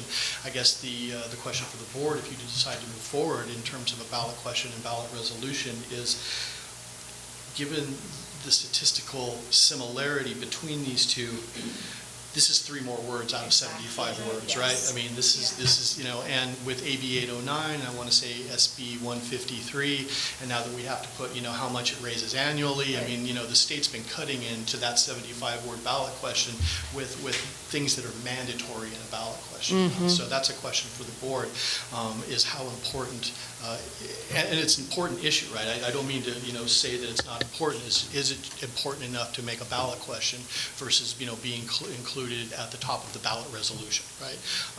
It's still in the ballot resolution, but obviously the 75-word ballot question gets many more eyeballs than the full resolution should the board place a measure on the ballot.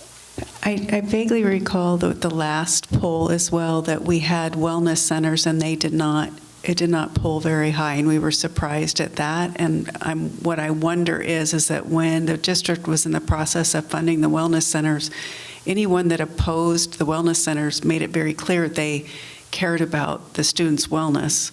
That's not what they were opposing. They just weren't clear whether that was the solution and whether that was the response that the school could solve it through a wellness center. So maybe it's educating what our wellness centers do. I don't know. I think that I mean, that that's might be something part of it. Yeah. If you're a non-parent voter, You don't. Yeah, they don't wellness center understand. is sort of subject to interpretation. Right. You're assuming it was probably about 20% of the respondents who are parents, current parents?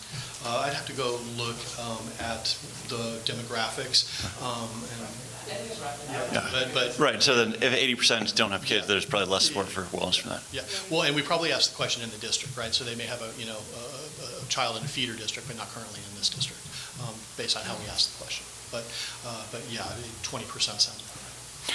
Can you touch upon, you polled $190 and $90.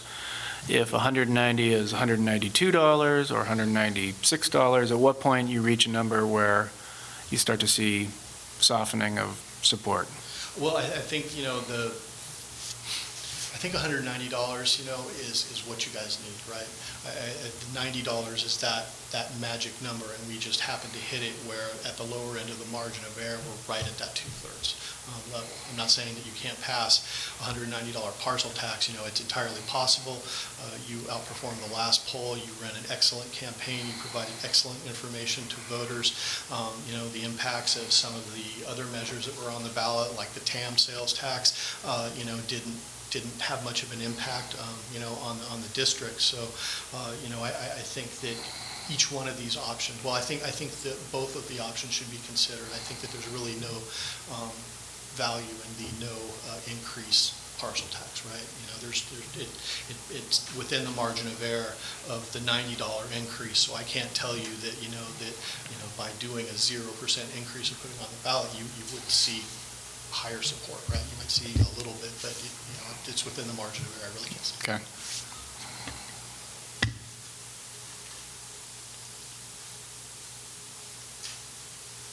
Any other questions before we move on to the timeline?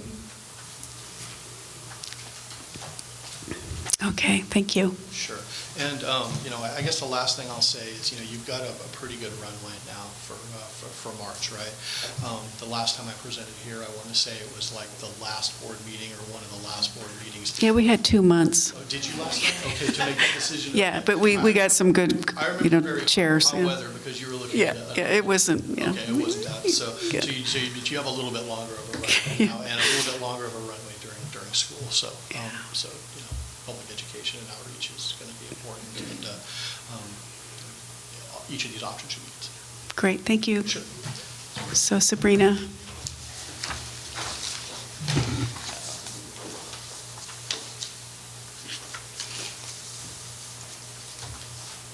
Okay, hello, I'm Sabrina, coach for Bob with TBWB Strategies. As Charles walked us through, you have encouraging poll results, which is great. We do recommend moving forward to continue to pursue a parcel tax and a renewal.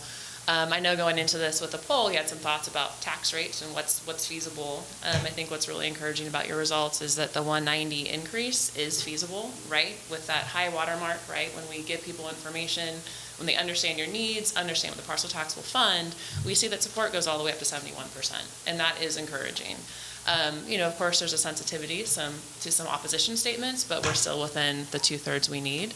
And I know through conversations with you that the 190 amount, or in that ballpark, as Kevin mentioned, that's what your district also needs to help prevent additional cuts. So I think you're in a good position to say we should continue to move forward, since this measure would potentially address your needs. So looking back at this timeline, we are at the end of the feasibility. Sorry, the now button is in the wrong spot. We're now kind of at that red light, green light phase, right, where it says this is doable, this is possible. So we do recommend moving forward. The district already has started some communication. I know you probably saw that mailer that went out to all voters and all parents in the district. We wanted to get your thoughts too, but we do recommend continuing to work with the community and educate voters and stakeholders to continue to get feedback. But based on your feedback, we would go forward and continue to work with DWK and develop the actual resolution, bring that back to you so you can review it. And again, we have the deadline of the November 19th board meeting. That's the last date to actually put the measure on the ballot in order to put the measure on the ballot before March, because your deadline is December 6th. So we would not wait until that date to give you the resolution. You would see that well in advance. I know you have a couple board meetings in between now and then where we could review that with you. But that is what we recommend doing, and we recommend proceeding. So I wanted to answer any questions you might have about the process.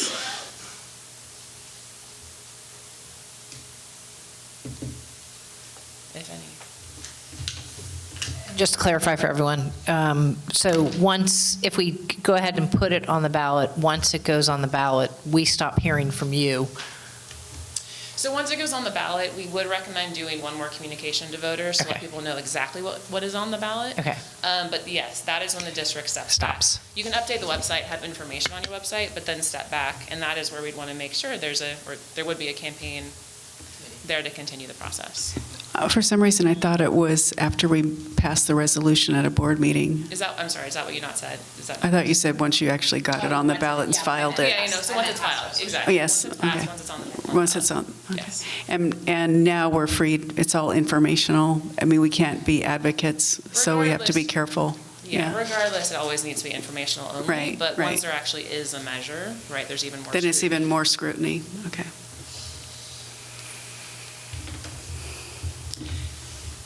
Can I also answer a question earlier? You had a Yes. question about the rate, and if this would, I know it kind of came up, if we would extend later or replace it.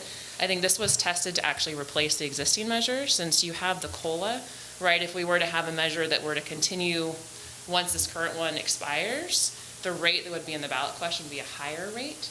So this one that's tested is the rate that it will be in March. So just to circle back on that.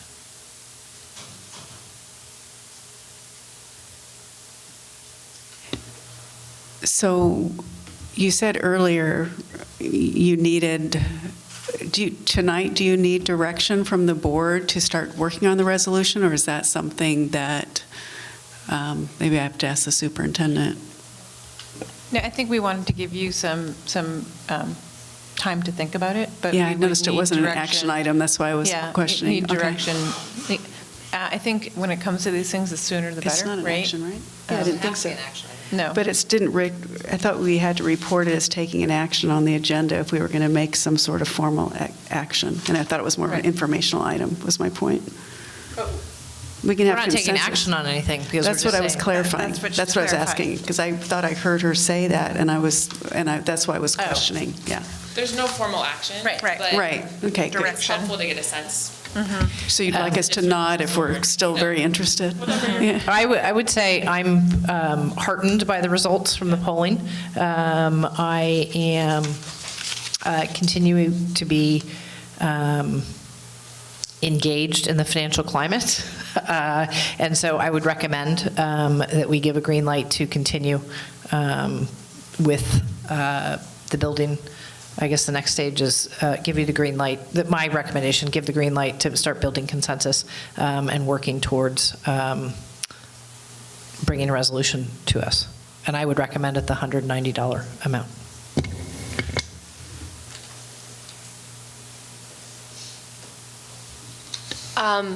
Question for you. So a per parcel tax versus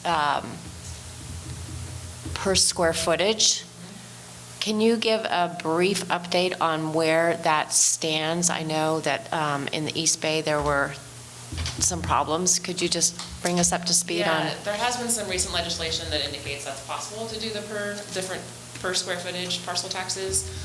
However, those are complicated, to be honest. And I think in your district, you have the history of having a flat parcel tax that your voters have supported time and time again. We have seen then when some districts do consider switching, that it complicates it and support goes significantly down. So you run the risk of losing your existing funding and having to make cuts. So we do recommend not considering that as an option, just since this is working and your voters are supporting it, and there's a path to continue to get the funding that you need. Also, the other issue with that is, I think we've talked about a little bit, that it is very complicated. And how would we work with the county to size each resident's parcel tax? How would we divide up square footage? In Marin County, large houses don't equate necessarily to greater means. And we don't have as much industrial area. We have a few shopping centers. So there'd be so much analysis. And then the legal side of it, the last time we spoke with the legal counsel, it's not a slam dunk. So we'd be taking on a very big Marin County new way of looking at a parcel tax, which I'm not convinced is something we can defend as a district to spend our resources working through.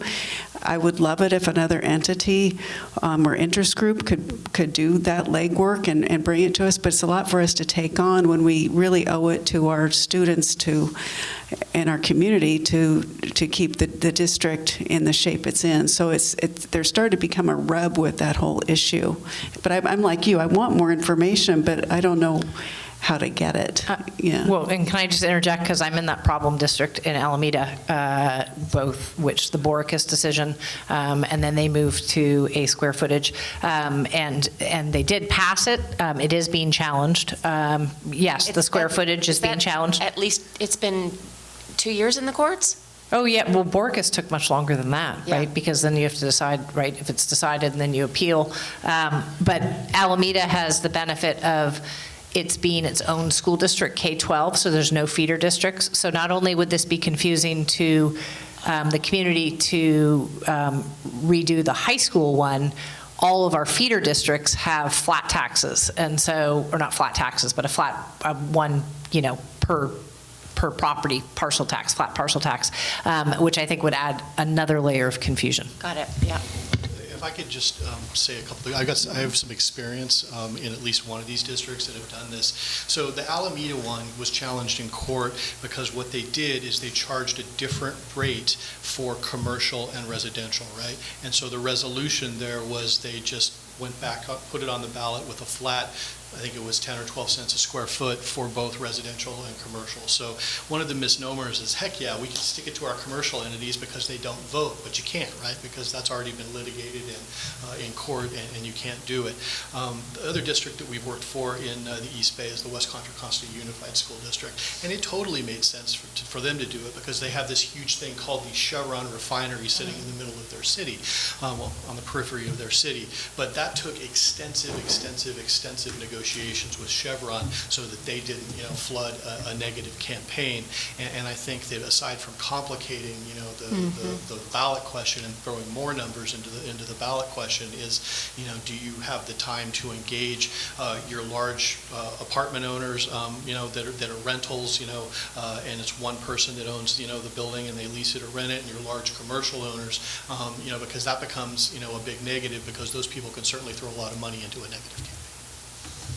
Thank you. Any other questions? I too am pleased that the results were as strong as they were, so close to, not even a year ago, did we pass this parcel tax. And so it's still fresh. People feel like they just wrote that check, and yet they're still willing to support it and be engaged. I think that's very encouraging. Yeah, very encouraging. Well, they haven't written the check yet. Coming up. Right, that's right. Thank you, Sabrina. Appreciate it. Do we decide whether we're going to come back? No, I'll read it. Godby Research will present the results of the community survey recently conducted regarding potential parcel tax renewal increase. And then it says trustees will discuss the implications. So we were in the title of the agenda item is receive and discuss. So I don't think we need to get consensus or anything. Because for a public member that didn't come tonight, and I'm thinking of even, I received an email today, if someone in the community were to read this, they would not assume that we were going to take any kind of action or reach consensus or give direction to move forward. But we have discussed it and open, and I think it's fine that, like you expressed that you want to move forward, but as a board, I don't think we should do anything as a board, no consensus of moving forward, because then that person's not here to express their opinion on this agenda item. So I would then recommend that we bring this back at the next meeting. I do know that other districts are starting to look at their own initiatives for the March 2020 ballot. So I do think that's another implication to consider. So you just, are we just telling them to keep working? Yeah. So that I'm comfortable with. Yes, because it's not, that's fine. I'm not but I don't want to say come back right next with a resolution, but keep working. We're not saying go away. We've seen something positive, so right, keep and going. we want to preempt other districts. Yeah. And I mean, that's our ultimate goal. Our ultimate goal is get it passed. But what you said, Cynthia, you talked about a rate, and you talked about the resolution. I don't want to get that specific, but I do want to say, yes, we feel positive, and go ahead and keep working. But we do need, if we're going to decide on the actual resolution and the rate, that needs to be an agenda item. Yeah, no, we're not close to that. I think what we're saying is, as long as we're clear, I'm clear, that we're going to continue to explore the development of this parcel tax resolution. Okay, and I would say that we should be prepared at the next meeting to have a decision regarding the rate. Okay. And we just have to have it explicit into the agenda item. Okay. Thank you very much. That was very helpful, and it was Thank you. Nice getting positive results. And I'm I guess sorry. Just back to that point in terms of the rate of the next, we should integrate it with a discussion of the budget, because again, that it shouldn't be based entirely on what the sport is, but based on what the district needs. And so we should have to discuss the budget with this. That's a good point. So we will have unaudited actuals at the September 10th board meeting. So we have a budget discussion. But so it could be forward-looking in terms of the next couple of years rather than just sort of the 18-19 year. But I understand Yeah. from the superintendent that when you worked with Godby, you provided them the forecast of what the district needed. That Yeah. number was not just based on. Right, we didn't pull the number Right. out of the air. So we It just was need to be actually very based clear on- about that, that what you based it on. Yep. Thank you. But that's a good point, Dan, because I want to make sure that people understand that as well. We will need that. Yep. Thank you.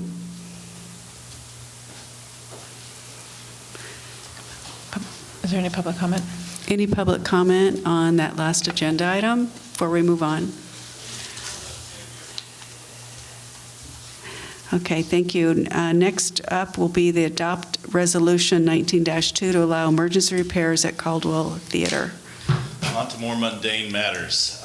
In the heat of summer, we had a manifold rupture in our HVAC system in Caldwell Theater, and there was significant flooding and consequently significant damage.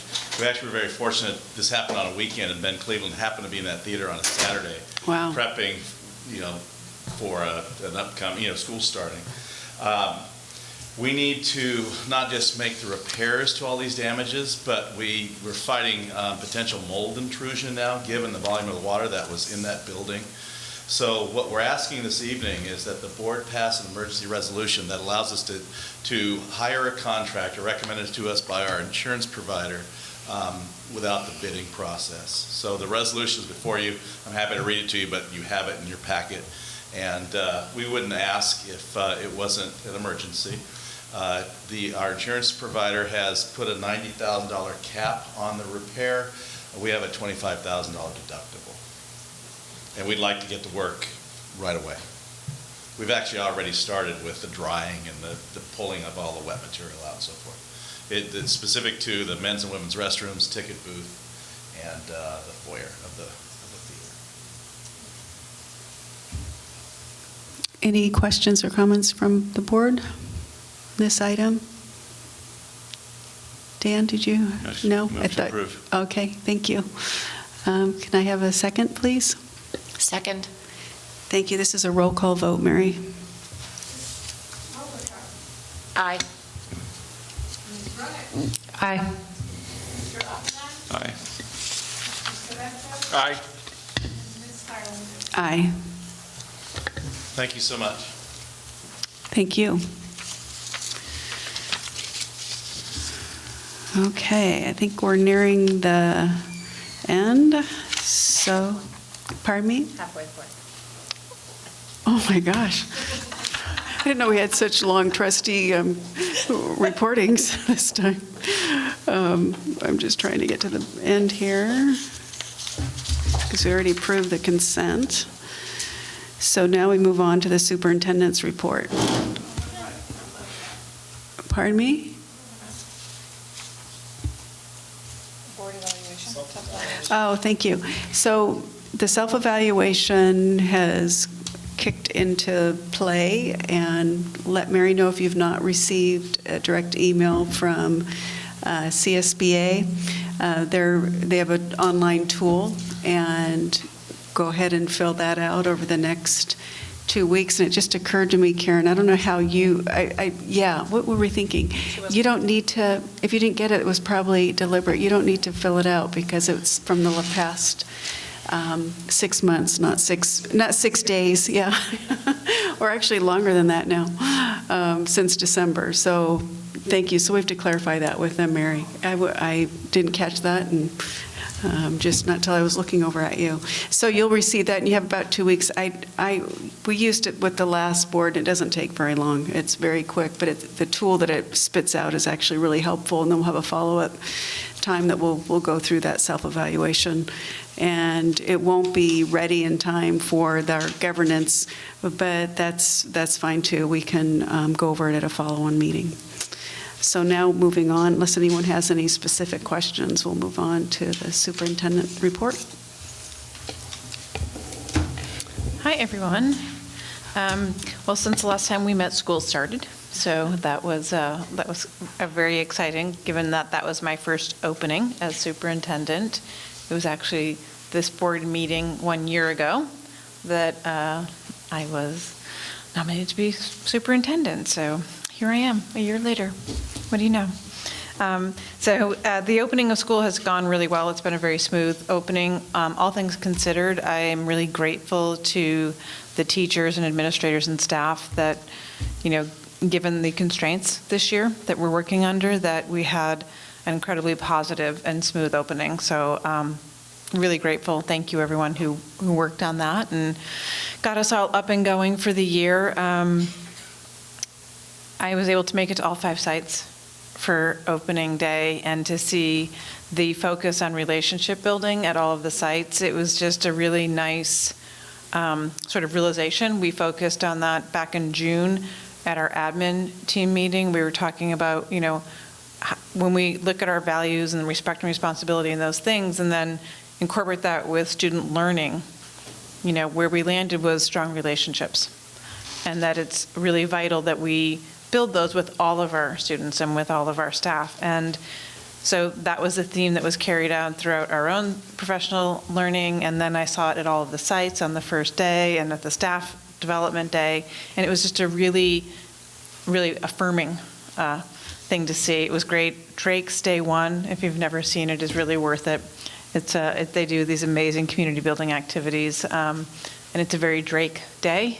So it's always fun to get out there. But like I said, I was able to make it to all the sites, really positive feelings on all the campuses. And it just, made me really look forward to this coming year. And so I'm excited about that. Tomorrow will be my first family newsletter for the year, sort of looking back on some of the themes of respect and responsibility and what it means to me, and how I'm going to incorporate relationship building into my own practice and make sure that I'm leading with that. As I said at opening day, I read somewhere that a difficult person is just somebody you haven't made a connection with yet. And so I'd like to believe that that's true, and that I think it's ever more important in our society right now that we're seeing the humanity in other people. I think we're too easy to judge and too quick to just dismiss somebody else. And so really hoping to lead through these examples of we're gonna see each other for who we are and value each other. So that's sort of what we're ready to kick off for this year. So that's been a really exciting opening day. And we have back to school nights starting this Thursday night with Drake kicking us off. Thank you, Tara. So now's the time that we can share any experiences or information, observations, anything that we think other board members would be helpful for them to hear. It's not a time for us to get into big discussions about a singular topic due to the Brown Act, but it's an opportunity to share things, and it might be some time that we want to throw out a agenda topic to consider. So I'll just open it up if anyone would like to share. We won't go in any particular order. I see Kevin headed toward the mic. Oh, you were headed to sit back. Oh, I had it completely backwards. Okay, I'm trying to read body language here. Well, I guess I have something, and I'd love to, and I have no way of knowing how to look into this, but it's been interesting. The last few months, I have spoken with 5 different students that chose to go to COM and just love it. And I love hearing these stories. And what made me think about it was today, during my lunch break, I ran into a young woman who I hadn't seen since 5th grade. Well, she was in 5th grade, I was older. But she was telling me that she hadn't decided on her major and financially and how much she loves it. And I met a nursing student this summer. And then the woman I spoke with today, she graduated a couple years ago from one of our schools, told me that she has a few friends that went to Davis and it just wasn't the right fit and came back. I happen to know 2 students, one that went to Canada, and the other one went to Southern California, that came back and now have gone to different schools, but in between they settled in and went to COM. And I was just so happy to hear so many positive reviews about COM and it's from students that approach COM from very different angles. So it was just a very, anyway, I just wanted to share that good news, that I think it's really helpful. It's nice that we have a good community college in our community. So just wanted to share that. I did not make it to any of the campuses on the first day of school, but it's... Thank you. So with that, why don't we move on to the norms, which I always forget at the end of the meeting. I don't know how many times you've all had to remind me. So Dan, we'll turn it to you to tell us how we did tonight with the norms. I think we did well with the norms. I think that we worked collaboratively in terms of just dealing with some of the issues that were more involved than at all board meetings, and I think it went well. Thank you. And in my attempt to not forget the norms, I forgot public comment on any items not on the agenda. Any public comment on items not on the agenda? Well, I admire both of you for coming and staying through the whole night. It's good that it was this meeting. In years past, you would have been here till 10. So, yeah. So thank you. Yeah. Positive review for this one. So I think that can filibuster. Oh, I bet you could. Yeah, I don't doubt it. Quick, meeting adjourned. Yeah.